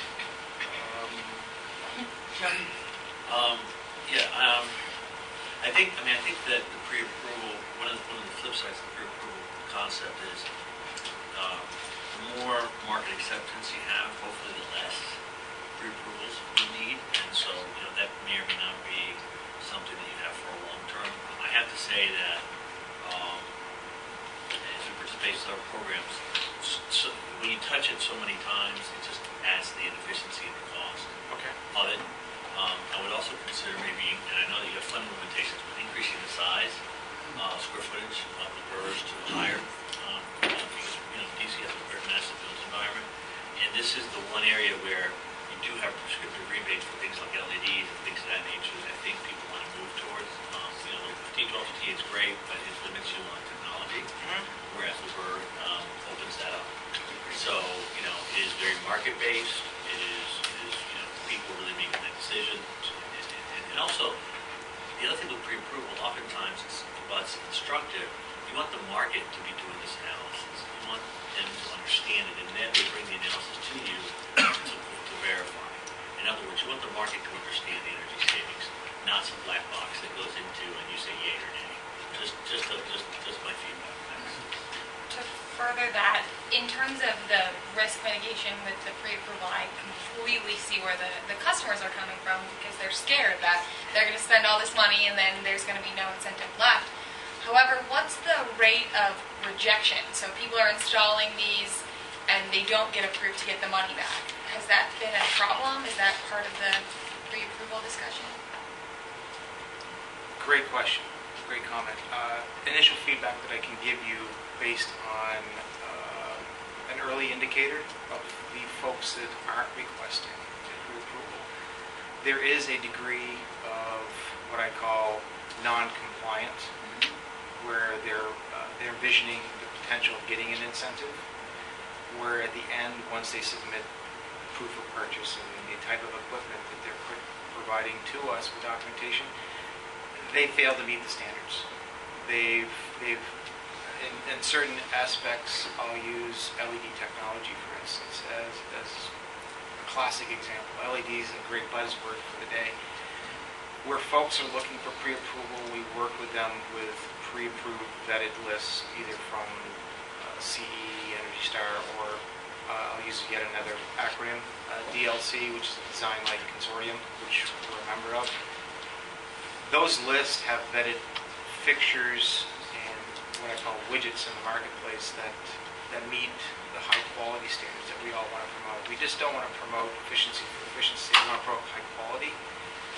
We've run into instances where folks that have applied for incentives either misinterpreted the list, ignored the list, just submitted stuff that did not qualify on the list, expecting to get an incentive.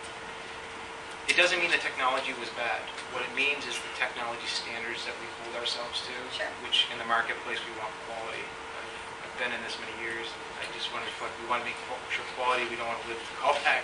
Yeah, no, that's not to say that the people that you are rejecting from the program didn't look at it right, but I think that pre-approval, while I think that the market should be doing the analysis, is you're going to get more buy-in with pre-approval because of the risk mitigation. Absolutely. I appreciate the comment. Hopefully my statement was good. Yeah. Just like question, the incentive that you give at the moment, and the incentive that you're looking at giving per measure in fiscal year 14, are they going down? I think in terms of size? It will depend on technology. But say technology that you have already gone into. Yeah, we're constantly evaluating the marketplace and what's true incremental costs. And I'll give a classic example. LED technology is coming down in price dramatically. And also it depends on certain subcategories of that particular lighting technology. One item we're constantly looking at is the incremental cost of, let's say, the LED bulb, for instance. It varies from X dollars to Y dollars depending on manufacturer, but you can see trends. So to answer your question, some technologies will be receiving a little bit lower incentive.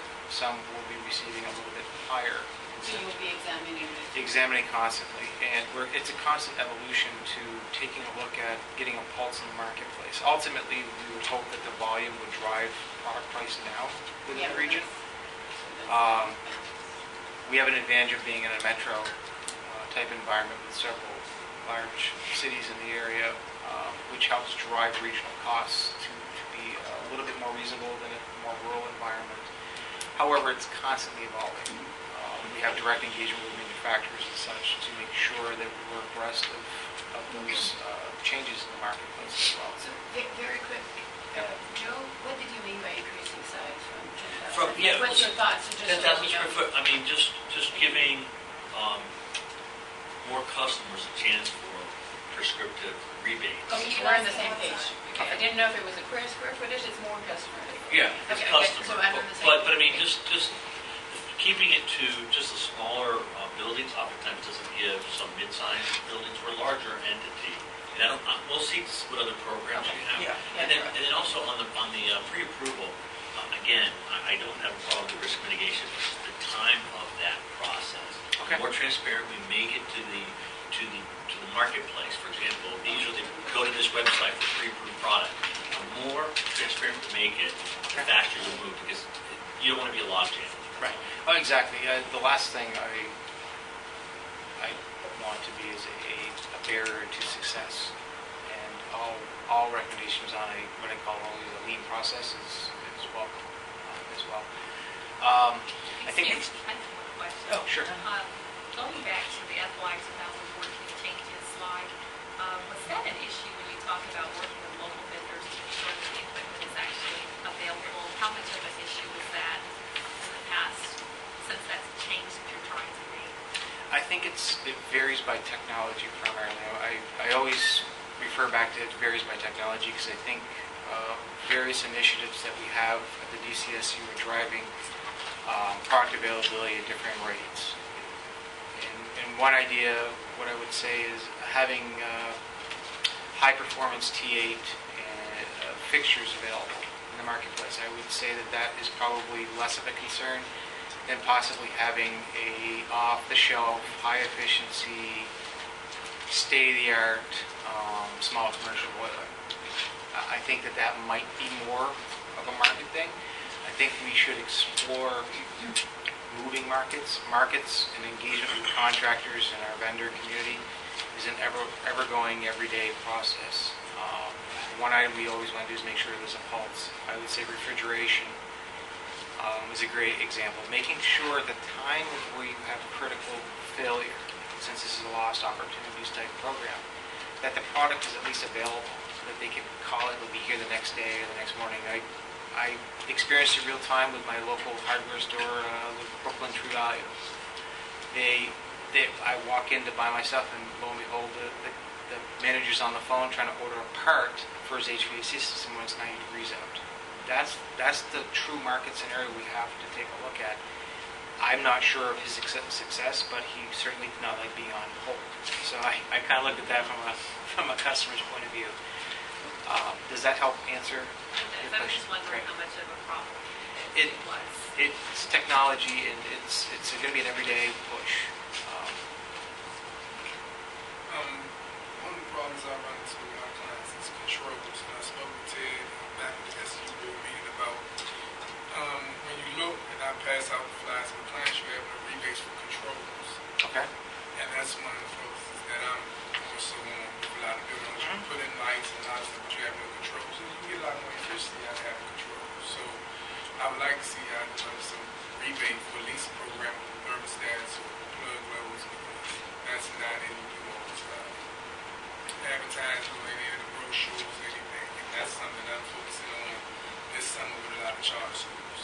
Okay, great. That's great input. One item I would also encourage anyone in the room that hasn't seen this, I'll leave a small stack of these out here, but our Business Energy Rebate 2000 technical reference guides. And some of the stuff that's printed on here, feel free to take a look at it and make comment there. If controls are a priority that I would concur with, let's make sure that we're addressing that need as well. Yep.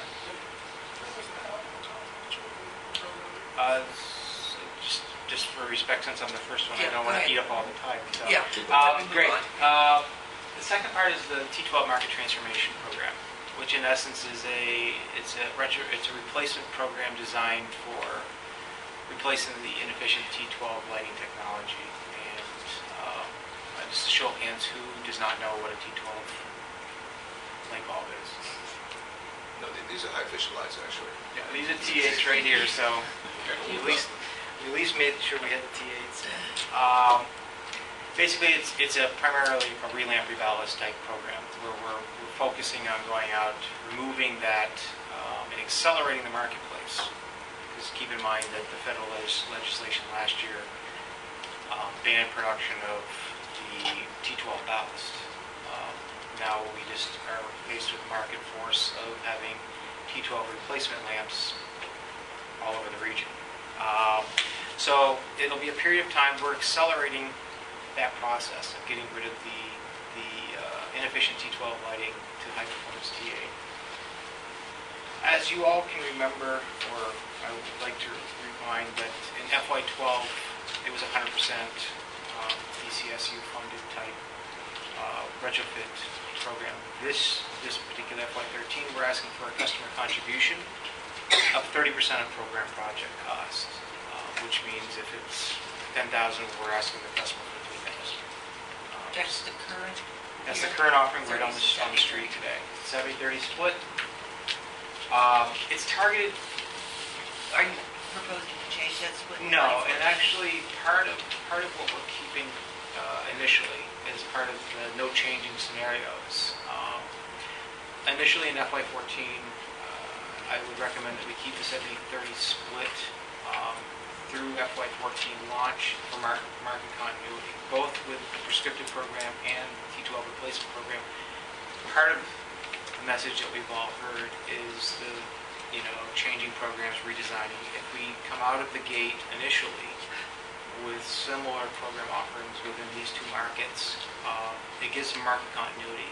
One item that is very important is to keep our distributor network and our contractor network where we're not constantly evolving, saying it's X percent today, it's X minus Y percent 2 months from now. Kind of give it some surety. It doesn't mean we're not going to evaluate cost effectiveness. We always want to take a look at cost effectiveness and market acceptance. But initially, the thinking is FY14 early launch, keep the 70-30 split, messaging's done. It's targeted for small, medium-sized customers, and how I would define small and medium-sized commercial customers is, I believe it's up to 300 T12 type fixtures for replacement for relamp and reballast. There comes a time in the marketplace when you reach a metric to where bigger means more opportunity and more in depth, which my counterpart, Mr. Supp, will talk about a little bit later. It's also focusing on high-use areas in the facilities. We want to make sure that the minimum thresholds are out there for this type of technology, so you're getting a reasonable rate of return on the investment within certain paybacks. We don't want to go and put something in that's never used. So we want to make sure there's some surety that there's some high-use locations that the customer is on the hook. This time around, they have a vested interest. So they're going to look for a return. Any good business person is always going to look for a return on their investment. So we want to make sure that we focus our efforts towards those high-use, good return investments. This particular initiative focuses on several metrics. One of them is obviously to reduce per unit energy consumption, demand, peak growth. It also primarily focuses on the number of green jobs. It requires the use of the CVE contractor to do the work. It requires the use of an in-district CBE-based distribution supplier, which means we want to promote keeping the jobs and the money local within this program. It makes sense. And of course, supporting the CBE, SBE initiatives. Next slide. As mentioned earlier, this initiative will continue without major changes in FY14. We want to continue to market this initiative to the potential that we identified within FY12 and FY13. What does that mean? We want to work the pipeline we've already existed. So we initially are not going to go out and do additional outreach activities. We want to work the list initially, and I believe we have a pretty strong pipeline of potential opportunities. We know what a percentage of the T12s are. It's a high percentage in the district, but we know where there's a percentage of them to work within this program, within these complex. The also request is also an increase in the budget funds for this as well. I believe that's the end of my slides. I will open it up for discussions. Question. How many CBEs, food CBEs in the T12 program? Because I kind of feel like it's a need to open up the program a little bit. I know you want to bring jobs and use CBEs, which is great, but I think we can reach a lot more people. I'm not a CBE, but I probably have a lot more clients than most CBEs around. And I use my CBEs that I'm partnered with to actually submit the projects to for pipeline. But if we could, maybe open up to some qualified contractors, we probably can create more jobs there. Because you have some clients that's not CBEs that keep residents working. So I kind of want to see how y'all are going to kind of like balance that out, that we're not missing the whole opportunity to create jobs for people around the city. Great comment. Certainly worth further discussion to that level. Yeah, I think it's important to also note that this helps us get a big lift on our receiving requirement for our contract, which is it's a requirement. It's not optional. Is there a constraint? Is there a lack of adequate CBEs in this area? No, we have Okay. the CBEs to do the work in which we entail within this program. I would say that that's the case. The very first orientation I had, I remember having over 90 people in this office within that. So, more CBEs or good qualified CBEs. Quality and workmanship is always an issue with each, whether it's a CBE or non-CBE. I think we've had lessons about certification. Certification CBE, yes. We've had plenty of CBE certifications, yes. Any other questions, comments, concerns? Thank you. Thank you. Okay. I would like to now introduce my teammate, John Sapp. Question. Rich, I had one question. Rich. Oh, sorry. I just have a question. Are you local here or? Yeah, I live on Michigan Ave. All right, I just wanted. Right across from Trinity College. I just wanted to, I wasn't asking for your address, but are you local? Sorry. Yeah. Oh, yeah. No, sorry. Sorry. All right, he's not in Vermont. That's what I meant. I'm a DC person that learns the metro. If you miss the metro, you wait 20 minutes. Actually, before you get started, we don't have any more Vermont staff here. It's all DC based. So all the presenters are local. Okay. You just took my opening line, Mark. Sorry, thanks. My name is John Sapp. I'm the director of the account management team. And I want to talk a little bit about our custom initiative. The account management team certainly couldn't do what we do without the services of our engineering corps. So I wanted to introduce Patty Boyd, who's the manager of our engineering services as well. It's this combination of account managers who are proactively engaging in the marketplace to help customers identify, prioritize, and line up market vendors to get some of these large projects done for the largest energy users in DC. Largest energy users. So what is this initiative about? It's about combining the professional services on the front end with technical resources on the back end to deliver to the customer a custom calculation, an analysis of what is actually going to happen when they install this type of measure. What type of interactive effects could there be? What type of savings could there be? both on the gas and the electric side. So really the custom initiative is focused on a value proposition. Is the customer getting the value that they're looking for? If we provide just a rebate, that's cost assurance. Absolutely, right? Product cost minus rebate equals customer cost. But on this side, you do an analysis. You say, well, wait a second. What are you taking out? What are you putting in? What is the actual gain, and how much are you going to spend to do that? Part of that is what the market does, of course. We act as a third-party, unbiased resource for the customers to help make sure that they're getting what they're looking for. When I talk about the largest users, I think Rich pointed out nicely that his program is designed to work with customers that are 10,000 square feet and smaller. Those of you that are familiar with the district, which I know you all are, that leaves thousands of buildings greater than 10,000 square feet who are now essentially working in this category. So we'll talk a little bit more about what we're going to do for next year. But the objectives here are, number one, reduce per capita energy consumption. If you look on your yield chart that was provided under the custom initiative, you can see that we are counted on for some of the highest energy savings per $10,000 spent. That's really the big purpose. Work with the big users, get very cost-effective energy savings, both on the gas and electric side. Okay, so FY14, I think as I introduced, we have really a customer problem. The customer problem is there's too many of them. For the size of budget, for the size of staff, and recognizing that this is one initiative out of 11.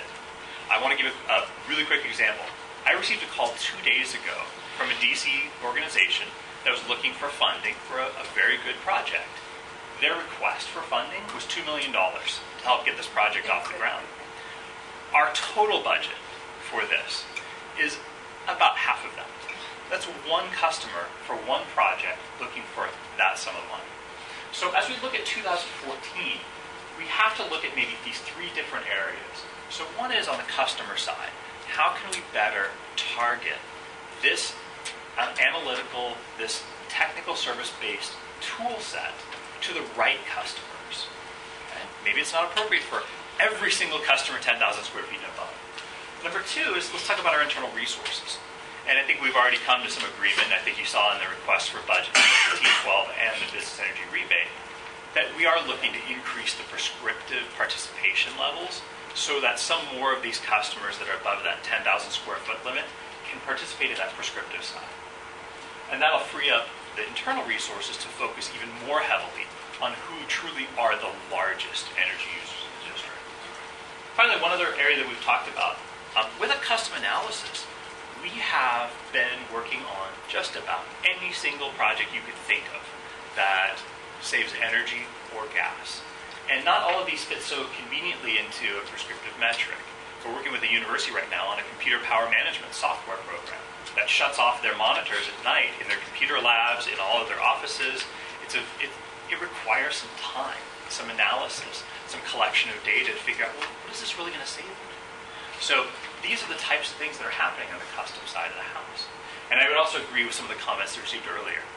Think of largest users like DC Water, WMATA. In order to affect real changes in those large entities, their forecasting horizon is much longer than a single fiscal year. And so for us to work on some of those extremely large projects, we definitely need to think about that as well. As we look at this, I can go to the next slide. So just very quickly, how could we think about this customer segment and maybe make some more targeted approach for us? One is benchmarking data. I see John in the back with IMT, one of our teaming partners. They did some great work on benchmarking, assisting people with benchmarking. And maybe it's looking in that benchmarking data results and saying, well, maybe there's a customer group that we would focus on and help get them to achieve the Energy Star levels. So instead of just helping every single person out there, maybe we pick some. Or we allow a band to participate. And we can look at the data to figure out how big of a customer set that would be. Number two is we have some market segments that appear to have responded better to this analytical, custom, calculated technical resource type approach. I think we see a lot of gains in certain segments. We can continue to work within those segments. And as we achieve great successes and thus diminishing returns, we would then increase and start attacking some of the other segments that are out there. Finally, we can turn it all the way around and say, well, wait a second. Why don't we just leave it open for the market to say, who actually wants this service?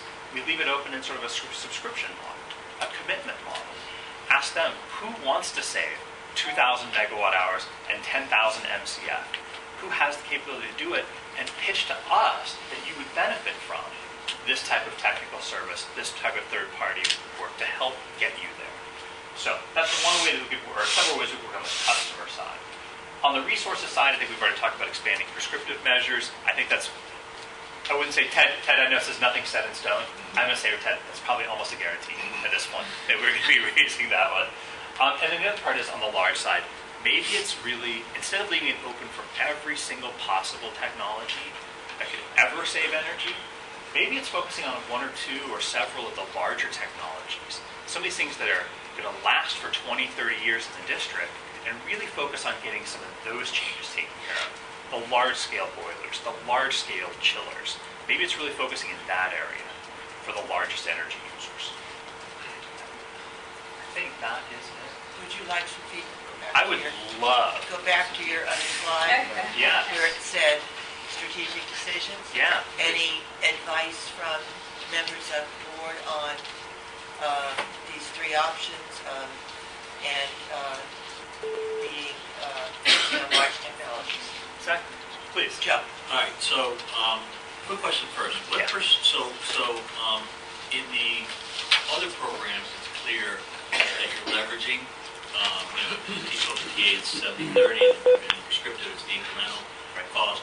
What percentage are you leveraging here, or what's your track record? Great question. So on the custom side, there is not a fixed incentivization amount. I understand. What's your experience been? The experience is a very broad range. It has gone from anywhere from 10% of total project cost, which is applicable for certain projects. It has also gone up to, 70, 80% of the incremental cost of that new technology. So I would like to know what that average is. The reason I'm saying that is because I'm trying to understand the effectiveness of the dollars spent to what's being put in the market. So if it's 50% on average, you're taking that $1 million, making it $2 million. It is. And so, It may be broken down by technology too. Well, this is a really good question because part of it is an optics question. The customer may be doing, and this happened with one of our big customers, it's a $500,000 boiler swap out project. The incremental cost to get them to an efficient condensing boiler is $15,000. Right. But to them, this is a $500,000 project, and we come to the table with our $15,000 checkbook saying, hey, we got that incremental cost taken care of. So when you talk about project cost, it's really... No, I like that. Yeah. I like that it's $15,000 for $500,000. Yeah, that's kind of what I'm going for. The less is more here. Yeah. In that case, because you do have limited dollars, as understood. I like the option 3 subscription commitment model to drive customers to come to you. I also believe that there is the customer segments. You've got some prescriptive stuff for under 10,000, and I think the total TA is somewhat prescriptive because it's known. But here, you're servicing 10,000 and above. It's a huge number. There's close to 500 million square feet of built environment of over 50,000 square feet in the district. So this seems to be a very large thing. I would try to really narrow that band there. But I like option 3 to have the market bring you ideas. That also means it'll take longer to get things implemented, and that impacts the results, the targets, and the multi-year thing that we talked about. Definitely nice. Thank you. Absolutely great feedback. Other advice? Nicole? Yeah, so I completely agree with what you said. I have two things. One is the same risk mitigation that you're offering customers, I think, is the scariest side of enrolling in the prescriptive or subscription programs. Because if you only have such a limited amount of money and you're giving a significant amount to the big custom projects, somebody will put in all those, extra, PFDs and drives and all that stuff, come back to you, and then you'll say, we have none left for you. So if they're enrolling in that without that pre-approved part, it's scary to think that they might not have the money at the end of the day. The last thing, you have a downside, less engagement with the SEU for that kind of thing. I think that's a huge benefit. It's less time on their side. They have money in their pocket directly from the SEU at almost no effort, no additional time to their projects. I think that's a huge benefit to the way we'll look to the public. I think that's, you know what, and this has been feedback that we've been receiving, and I think this is one of the big reasons why we're taking this feedback seriously, is there are account managers and engineers that have been working throughout the district on a variety of different projects like this. Some of them don't warrant the level of analysis they've been getting. We agree, we don't want that to happen. On the flip side, we're also getting projects that don't pass anybody's sniff test when you do the real analysis, and those customers have been very happy. And that's, I think it's balancing that, and the customer, I would put, the customer should be the one that's driving whether they really need that level of service or don't need that level of service. And so I completely agree with you on that. If they want it, we can give it to them. If they don't want it, great. Yeah, I mean, let's let them move on. I'm a fan of the fill out the form and check the box, get a check at the end of the day, and the efforts that we did to install the project will be going to the district with the help of the actual financial incentive. I think that's... I mean, this program's been called the black box by some of the customers. Stuff goes in, and it takes forever to come out, even if it does. And it makes you, because it's overwhelming, it's a very, very broad thing. I agree with What one or two large technologies were you thinking of focusing on? Well, we were putting out there, when we looked at this, we thought, well, what are the hardest, what are the ones that, A, are the most difficult for the marketplace to think about doing, and two, which ones have the largest or the longest term benefit? We were looking maybe boilers and chillers. Maybe that's the direction we go. We go on the big side of the boilers, big side of the chillers, and we say, that's what this program is targeted towards. How can we make the marketplace move on the bigger stuff? There are good market economics already to move to T8s, LEDs, put on VFDs. There are some good economics on that side. It can be a little bit harder to swallow on the capital side to start looking at those $500,000 projects. This is where I think that there's a barrier to entry as well, though, because the capital projects aren't going to say, hey, there's money, let's replace our boiler. No one thinks, no one's thinking like that. So it's kind of finding that project 2 years in advance and saying, we'll come in when your capital project comes up. Exactly. I understand. And I think that should be a part of the discussion of how do we make the contract and the marketplace meet for some of these larger customers. Yeah. Thank you. Thank you. I had a question about technology we're talking about with the universities, because that was something I was talking about to Ted and Patty about a company I've just bought some controls from and some micromanagers.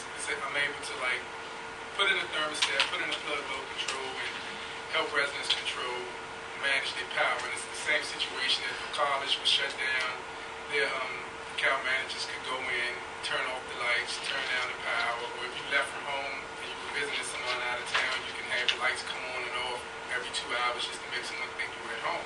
Okay. So I'm focusing more on technologies like that gives more control to the actual ratepayers, because at the end of the day, you're always going to get your electricity or gas bill at the end of the month. And I still believe you can do a whole lot in between that time when you're getting your bill that you can actually help yourself save a lot of energy and reduce your usage.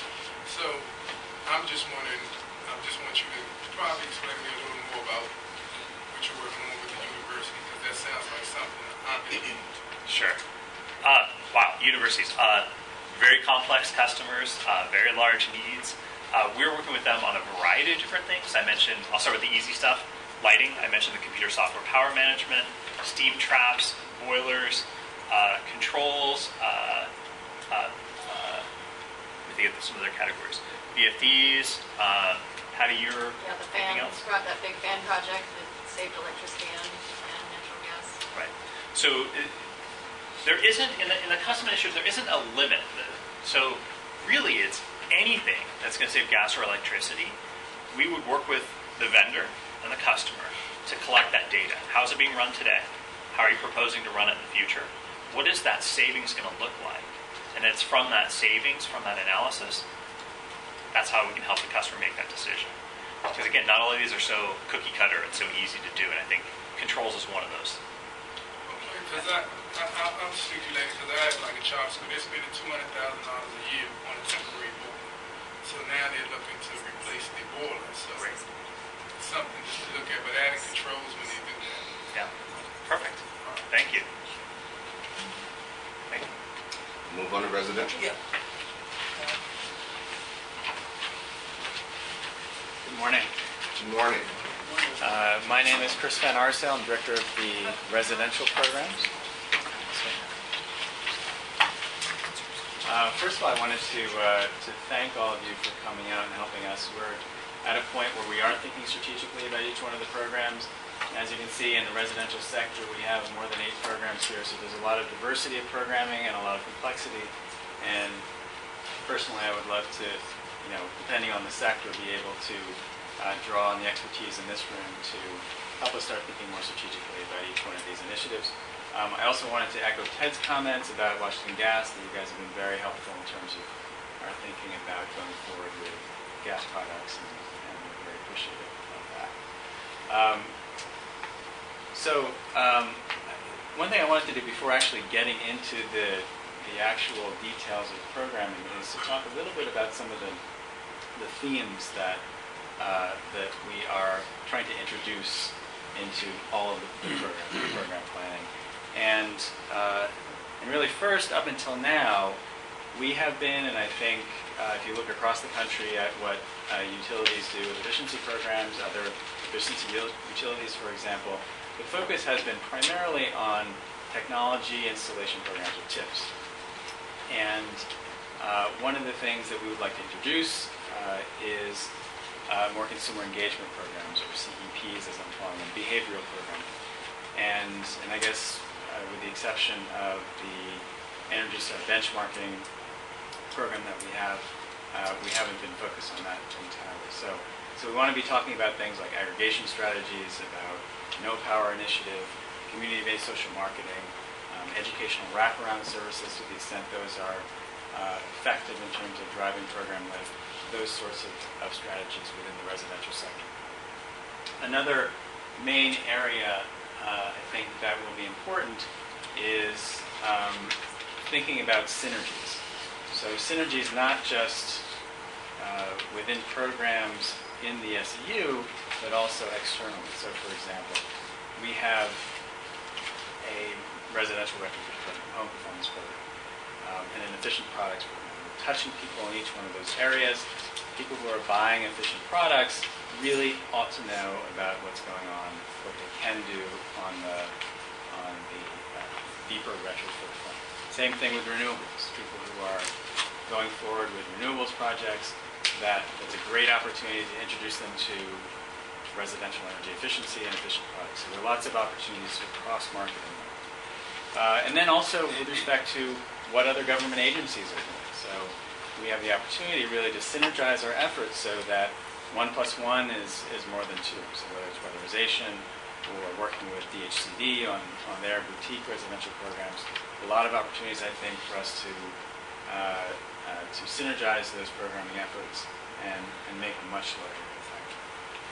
The third major theme, I think, that we want to be thinking about with respect to program design is this notion of market transformation, so that when we are looking at the impact of a program, we're thinking about the question, what is essential for market transformation, and if the SEU steps out of a particular market segment, what kinds of norms have been established. So that's a key element, and I think in the residential sector generally, one of the things that means there are a lot of different strategies for incorporating into programs, but one of the things is that the SEU brand becomes much more widely known.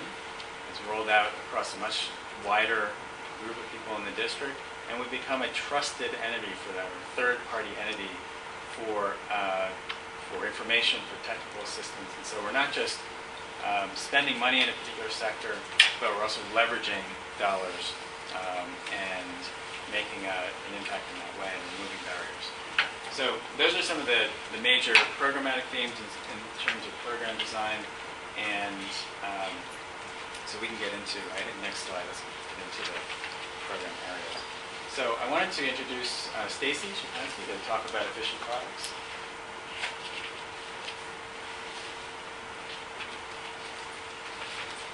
Hello again. So Efficient Products is a program that offers incentives and mail-in rebates for district customers so they can get efficient lighting, appliances, and coming soon gas. These products at more affordable prices. So right now, we're working with over 50 retailers in DC to offer discounted prices on both efficient CFLs and LEDs. We're also working with retailers to offer mail-in rebates of $50 for Energy Star clothes washers and refrigerators. And again, the target is district residents, and our goal is to reduce the per capita energy consumption. Next slide. Our changes in FY14, as I mentioned earlier this morning, starting July 1st, we're going to launch our mail-in rebates for our high-efficiency natural gas equipment, starting with boilers, furnaces, and water heaters, and later in the fiscal year, we'll potentially explore rebates on programmable thermostats and hot water recirculation pumps. Also, starting July 1st, we are moving to an LED markdown, so that will mean customers will be able to get discounted prices of LEDs on the shelf, just like CFLs. Also, in FY14, we're looking to provide mail-in rebates on new energy-efficient products as they come on the market, such as high-efficiency dryers.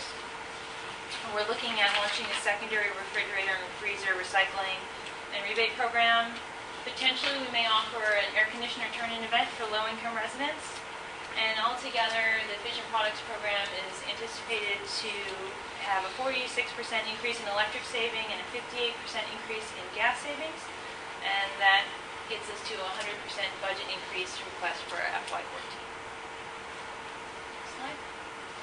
Also part of Efficient Products is our food bank program.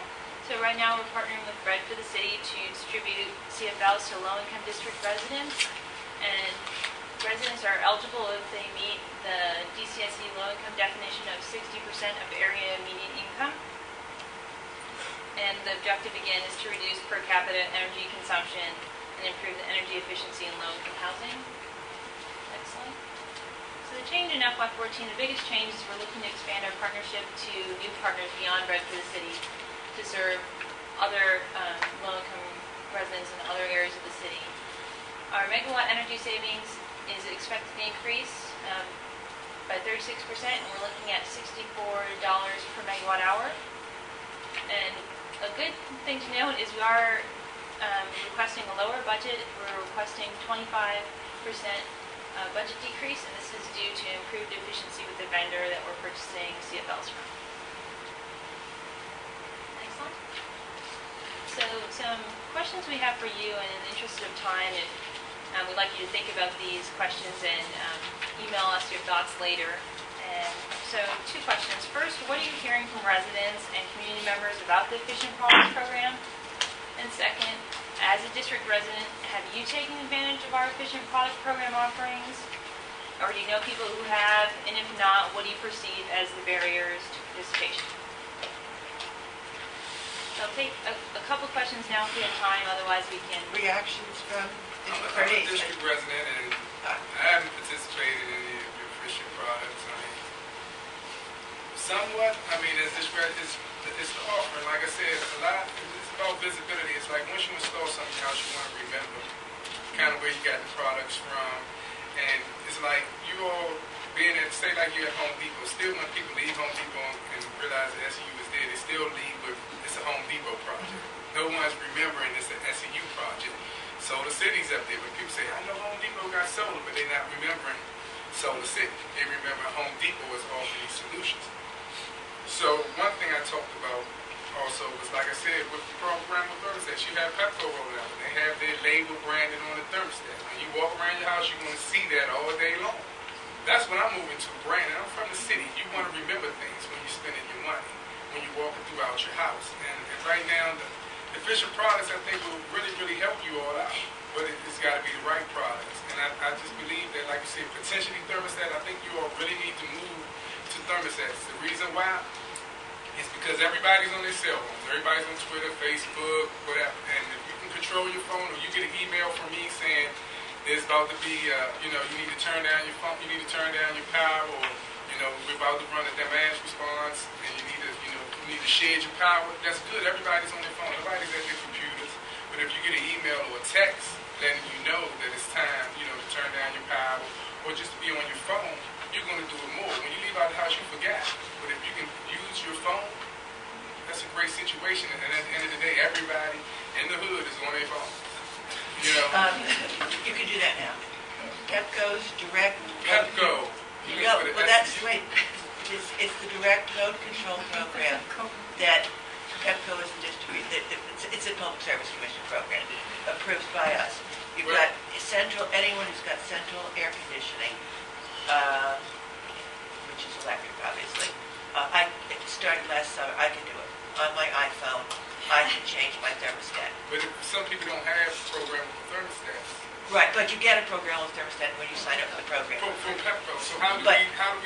Because Pepco is the distribution company, I'm not kosher. You get the programmable thermostat, you get, depending on which program you sign up for, you get $30, $45, or $60 up front, and then you get another $30, $45, or $60 during the, spread out over the 5 months of the cooling season, and you agree for when there is an emergency, you signed up for a cycling cutback several times in the summer. But you can also use that programmable thermostat and through the web, through my account, through your iPhone, or for your desktop or your laptop to control your thermostat that controls the programmable thermostat that controls your central air conditioning. So I did that. I'm driving home. I understand that. How do we take that to the residents as far as Well, I think Jermaine brings up a great point. Is how do we? I want to hear about how do we, the SCU, really can bring that to the residents. And we get credit for it. Not Pepco. And I think it's a great point with respect to efficient products. This is one of the programs that we're touching a huge number of people. We've already sold in 2013 in excess of 170,000 CFLs. And so, how do we translate that into wider brand awareness? Just as one comment, and I agree that most residents, I have heard your name in terms of connection to the church in the district, but and that's on institutional side, not a residential, but really, at least in the part of DC that I live in, rarely do I see anything to do with your products, your name. I have seen in Tenley Square and local distribution area appliances that had DCSU ratings on them. But I do think you need to do a lot better, because I live in a residential neighborhood district where people have homes and they have need for products. But I don't think anybody knows anything about DCSU. Yeah. Well, we're in over 50 retailers now around the city, and that's growing. So, does it say SCU on the package? It does not on the package, but on the shelf, every product that's discounted has our logo. Well, that's what I saw it on. In Tenley Square, I saw it on some appliances. You said because in Maine, the efficiency Maine bulbs right on the package. No, we don't do that. It says brought to you by Efficiency Maine. What Bernice is talking about for appliances, for clothes washers and refrigerators, the models that are on the floor, we have little plates that have our logo on. By the way, there are over 20,000 people already signed up for this. Pepco, right. Yeah, but that's... I'm not thinking about Pepco, just thinking as me, someone I think bigger. I'm not just a resident who sits here and want to wait for Pepco to bring. I'm thinking if this is the SU, how can we, I'm a resident, how can we really do the same when Pepco's running out something? We should be paying attention because they're the big boys. We should be able to have some program where we can be branding ourselves or putting in thermostats in people's homes using the contractors. So when I go down my block, I live in Trinidad, so I went to all 50 homeowners and say, how would you feel about having, new rain gardens, new lakescapes, because I work with VDOE and the stormwater program. So when I'm there getting ready to put in you a new garden, I want to be able to offer you a thermostat also, something else. Well, hold that thought. When we get to discussion of home performance, I think that's one thing that we do want to discuss. I live in Ward 2, and I live right near Ward 3. And I run into lots of people in 3 and 2. Example, today I ran into on the metro a person I'm sure some of you know. Her name is Rosalind Doggett, and she's been active in the city for many, many years. And we were talking about what were you doing and blah, blah. And this is very typical. Rosalind has never heard of the SEU. And I have to say that whenever I might bring it up, where do you go? I'm going to SEU. I have to explain. Nobody knows what I'm talking about. And I'm not blaming you guys. I have a feeling maybe you have so many people to work with now that maybe you don't need more work, but and I've mentioned this before over the years. How does it make sense, and why is it that nobody in wards 2 and 3 that I know anything about the SEU? And I'm talking about people who are active in the city. That's who I run into. Why is that? That's a good point. I mean, this summer we're launching an expanded initiative on our marketing side to reach customers, and Asim on our community engagement side will give a presentation at the end to talk about our 14 plans to push at the community level. So it's plans that are coming. We are aware we're missing certain neighborhoods, so we're looking into that so we can target that going forward. But could it be that you only have so much money to spend, and I can see where it makes sense to spend more money in certain areas than others. Is that part of the reason if you had all this interest in other wards, how you couldn't meet the... Well, Bernice says in Ward 4, nobody knows, and I don't think on Capitol Hill. There's a limited amount of funds and there's a limited amount of staff support we actually have to go out and do direct outreach. One of the things that was touched upon today, which we are furthering in FY 14, is really strengthening our partnerships. We don't have the ability to get to everywhere at every place at every time, especially with our outward-facing divisions not being fully built out yet. So one of the things you'll see in the presentation that I'll put forward in workforce development is that we're looking at ways to really strengthen those partnerships so we can have real champions within the communities that can communicate what we're doing. And I think that, I mean, to Asim's point, one of the questions we want to be asking about programmatic design is how are we creating champions in the marketplace? How can we have targeted impacts so that people do know about the SEU and have a positive perception? So that's... Yeah, so one of the things that I've had brief discussions with you about this, Chris, and something to really look at and figure out how to roll it out, I think your O-Power initiative might help in that regard, is with knowing that there are limited resources, build excitement around what's going on. Something like a neighborhood eco challenge, partner with different neighborhoods, get the council members involved, get the ANC folks involved, but really use that kind of Cincinnati has an initiative that they're doing now, along those lines. There's some other jurisdictions that are doing it. So I do think you have the opportunity once you get some of your technology up to do that. You've got the Ace Hardware stores that you participate with, right? The Fifth, Ace, True Value. Get them involved to do that, to run in their own different neighborhoods. The Brooklyn, Woodley Park. How many? Have them have contests. Work with their marketing people to do it. They spend their marketing dollars to push the product. I don't want to take too much on this, but that approach of... There's a couple of things. One, probably the biggest source of champions, if you can actually get in with this DC Sun, because they're ahead of everybody on a lot of things. The other thing is that some of these efficient products don't work with things like the dryer glow control. For example, I don't live in the district, but the same idea. I put in a SEER 20 air conditioner. The thermostat you need for a SEER 20 air conditioner is not compatible with the Pepco thermostat. Yeah. So I mean, there are things that you need to work out that way too. Yeah, absolutely. But just a quick follow-up that, I think you're right, Joe, that we do want to have some sort of focus that does create a champion, that does create a presence, so that we're not just spreading a light amount of impact over a broad number of people that no one cares. So that's something that we're thinking about. Absolutely. And of course, the only thing that I was going to say, I know that we do post information on our website and customer care representative interface with customers that are about energy efficiency, that we do direct them to the SEU. But I wanted to connect about other ways that we could potentially assist in that process, as well as some synergies as it relates to the things that we're doing as well. And I know we've started that discussion a little bit. Right. if I may, I know I've talked to a few, including his team, in the energy centers that we have for low income.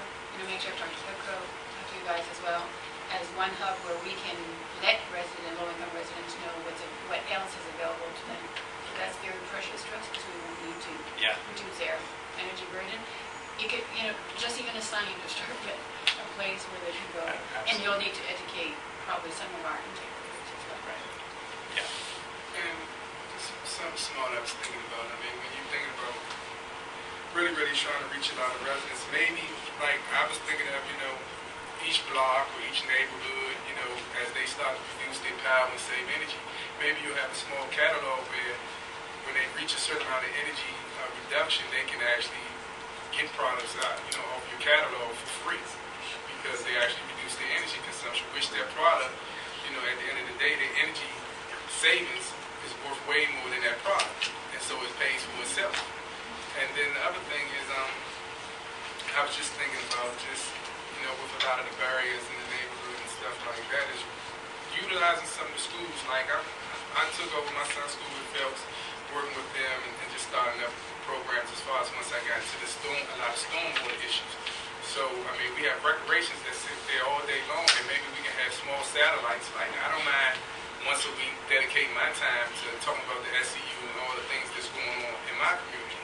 And then from there, train residents who don't mind, who's always at the rec, who's going to be there, and actually use them to actually, speak. People can always come to this place with small hubs. I spoke about this last year with DGS. It's renting out all those small little libraries that's around the city. They're little blue buildings, but we can actually take those over. They don't want much more than maybe $300 a month, but if we take over those small little mobile libraries that's been sitting here in the district for years not doing nothing, then we can put advertisement on them. We can dedicate one person there, and then as people ride by on the bus or get out of schools, they're walking past it, and it's in their neighborhoods. It's a small investment, but you'll get a lot out of it. Let me ask you to put that on hold for Hasim's discussion, because I think that could dovetail. Yeah. One more question, then we do need to move on. Did you want to say something? No, I was just, I don't know if this is the right place, but the O-Power pilot, I know that PEPCO does O-Power in Maryland. I don't know, does your O-Power contracts cover the district? That's the next slide. Okay, O-Power pilots, go ahead. Okay, thank you. Okay, so not sure how many folks are familiar with the O-Power model. Assuming most folks are at least, okay. So essentially, O-Power is a local company. They're based in Arlington. They're not based in the district, unfortunately, although that actually, I understand that might be a possibility. They're thinking of moving. About 40% of their employees are actually district residents. Whether we can work with them, whether we can translate it into green jobs, that's another question that we're looking into. They work with more than 80 utilities around the country and around the world, including local jurisdictions, PEPCO in Maryland and Washington Gas, as well as in Virginia. This is as I mentioned, the CEP program, consumer engagement, behavioral program, and it essentially utilizes transparency of energy data along with a robust analytics platform to not only show people how much energy they're using, but also give them some comparative information about how they compare to their neighbors, similarly situated households. It's a bit like Energy Star benchmarking, but in the single family. So each month, the household receives a home energy report, and it has been shown, throughout the country, across lots of different jurisdictions, every single demographic, millions of people, that consistently between 1% and 3% per year is saved on energy, both gas and electric. So very, very interesting program. And then in terms of what we're proposing here as a pilot, that would include 10,000 homes for electric and then 40,000 for gas. And there are a couple of reasons for that. This would be a new program. This is a new program, yes. This would be the first time this would be rolled out in the district. There are probably about 200,000 plus households that could participate in an O-Power electric program. On the gas side, there are probably, even though there are a lot of gas customers, there are probably only about 50 or 60,000 customers that would be eligible because not everybody uses gas for heating, so, and then there are a lot of other folks that may be ineligible. But you want to, in order for the pilot to have an impact, you want people who are actually using a lot of gas. So the value to this program is that these are very cost-effective savings. So you get the savings on gas and electric, 1 to 3% per year. Costs about between $1 and $2 a month per household, like between $10 and $20 a year per household, and you get that, sometimes even more than 3%, depending on how much energy is being used. And we're expecting from this pilot, and actually on the electric side, we probably won't be able to even begin the program until January because of data integration issues, and we can work with Donna maybe on helping to expedite that if we go forward. But with almost half a year, we're expecting about 1,300 megawatt hours of savings, 32,000 MCF of gas, which, and those, cost effectiveness is on par with our most efficient residential programs. Is this an information to the customer, or is it a control management? Managing your thermostat? No, this is just purely information. Yeah, and the way it works is you have right. So go ahead, tell me. So essentially, you have built-in EM&B. You have a target group and a control group. So you're not modeling the results. The savings are actual savings, because the only difference between the target group and the control group is the receipt of this energy information. So the customer gets the energy information and changes their behavior as a result. How is that different than for electric? Different than the information that a customer gets now with our smart meters, which record hourly use and which you can see online through my account? Yeah, well, what you'll notice is that in a lot of jurisdictions... I mean in DC. Right, but in DC and in a lot of jurisdictions, you do have that ability to log on to your account, get that information, but utilities are still using the O-Power platform because people either are not logging on to their account, the analytics are not as robust. There's a number of reasons why they would do that. And, yeah. But when they do that, then it's probably not a typical saving of 1 to 3%, and I have heard of a much higher price per household. Well, these are actual, the cost is, these are actual numbers from O-Power that they received for Alpine. I have a question, just how does the customer how would O-Power get the information? Within the district, there's a rule that prohibits sharing the customer information without the customer's permission. So how is this envisioned to work? Are you going to have enrollments or advertise to get customers to enroll? Well, it's an opt-out program, so everyone is in unless they opt out. What? Well, no. What you just said. No, can't do that. It sounds like a program. It's like maybe a good idea. Maybe some details. We can have further discussion. Because we are at the commission very much encouraging the distribution company to have people sign up for my account because we made a major investment of $90 million in digital meters, which record usage in 15-minute segments that are available, online, day after as of midnight, hourly, for your hourly, and we're encouraging, really pushing the company and pushing people to sign up for it, and you control your access then. And so I think this thing's to be worked out vis-a-vis green button in my account for electric, and the customer participation, voluntary participation. The program doesn't work if it's not an opt-out program. I mean, opt-in programs are great. But then so I think the question that Chairman King has, and that I personally have to have, we all, know O-Power because we'll talk to them. Sure. So I think what this means is we, probably need to sit down and understand how this can work for the district or not. Having this type of a program in the district is a good idea, but that's part of what Green Button and and my account is doing, what is it that it's not doing that maybe we could push forward via the SEU, not via the SEU, having access to account. It might be something we want to look at, but we don't have now. So that's a major barrier that Bernice, and I know I had that question too. It's a major barrier that, I'm saying for your fiscal year 14, it might be something that you may not be able to flip around very quickly. Yeah. Although my understanding is that negotiations It may be a different situation with gas. We don't have those digital smart gas meters side as well. for the gas side, That's right. for residential. So, It's another barrier.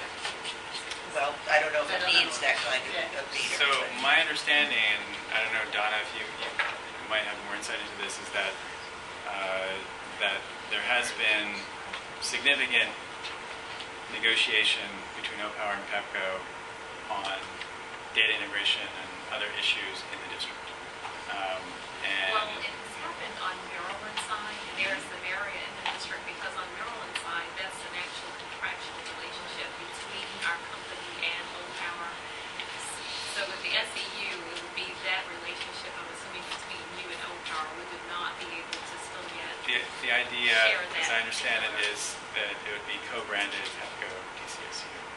Well, we can talk about that and look at that. I'm just saying, I think It would have to our be- advice is there are some significant Exactly. legal Sure. and practical barriers to doing this in 2014, but that it's worth, my advice is that on the gas side, it might be much more worth exploring, because we already have some things in place on the electric side to give people the access to that, and it can be very confusing. Right, and for the gas side, unless OPower is working for the gas company, we can't reveal the data. And so we're willing to talk about that, but it may require us to have, the reason in Virginia we can do that is because the OPower is they're our contractor. Yeah. And so they're doing the programs for us. This is not the same. Right, well, it would be the same. You're not revealing the data to the SEU. It's revealing the data to the customer. And when OPower has come to us, that's when I say, go talk to Pepco, go talk to Washington Gas, because they have the customer relationship. Of course, I have to look, but we can talk Yeah, I do further too, yeah. about. Sure, yeah. Well, one last thing too is that in addition to the other major advantage, in addition to cost-effective savings for a program, is program lift for every other program, because with the home manager reports, there's the opportunity to market whether it's efficient products, home performance, any other program that's within our MIC technology program, for example. And we can do targeted testing as well to see what kinds of marketing is more effective, because we're rolling it out to very large numbers of these. So that's really the marketing promise. Thank you. Ted? Yes. I know we're already I know, I've 6 got minutes a over. driver here. We have a commission meeting at 1 o'clock. Okay. And so I've got to leave. Can we- Pick us up. But we maybe set this I'll turn it around- over to Teresa to continue. Okay, In well, I'm not sure. Keith's place, since Keith asked me to do it. Right, I'm not Okay. sure how many other people can stay. I Yeah, know we people are have losing people. another meeting coming up, so perhaps for the workforce development, I think that's the only piece that's remaining. When we schedule that July meeting, maybe we can start off with that. Advice. That's fine, and we mailed this to you. We'll email the latest version to you later this afternoon to make sure that you But I think, have the whole thing and this, have I some time to think look at everyone it. would agree this has been very helpful opportunity to give you advice from all various members in our different perspectives as members of the advisory board, as you're going through formulating and thinking about what you're going to propose to DDOE via the contract and via the programs. And I want to make sure that some of these really great things that have been brought up haven't been lost. If anything else comes up that you want to bring to our attention, please do email it to us as soon as you can, so that we can incorporate that as quickly as possible. And the email address is up there on the screen. So the other thing with respect to OPowers, I would propose maybe a separate briefing on that. Have all the various parties there, so we can get some additional. We can talk about it with our office.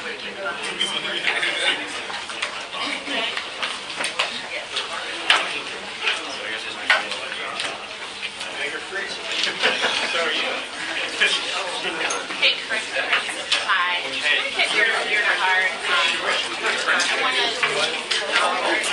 folks, thank you, sir. Thank you again. Sincerely appreciate it.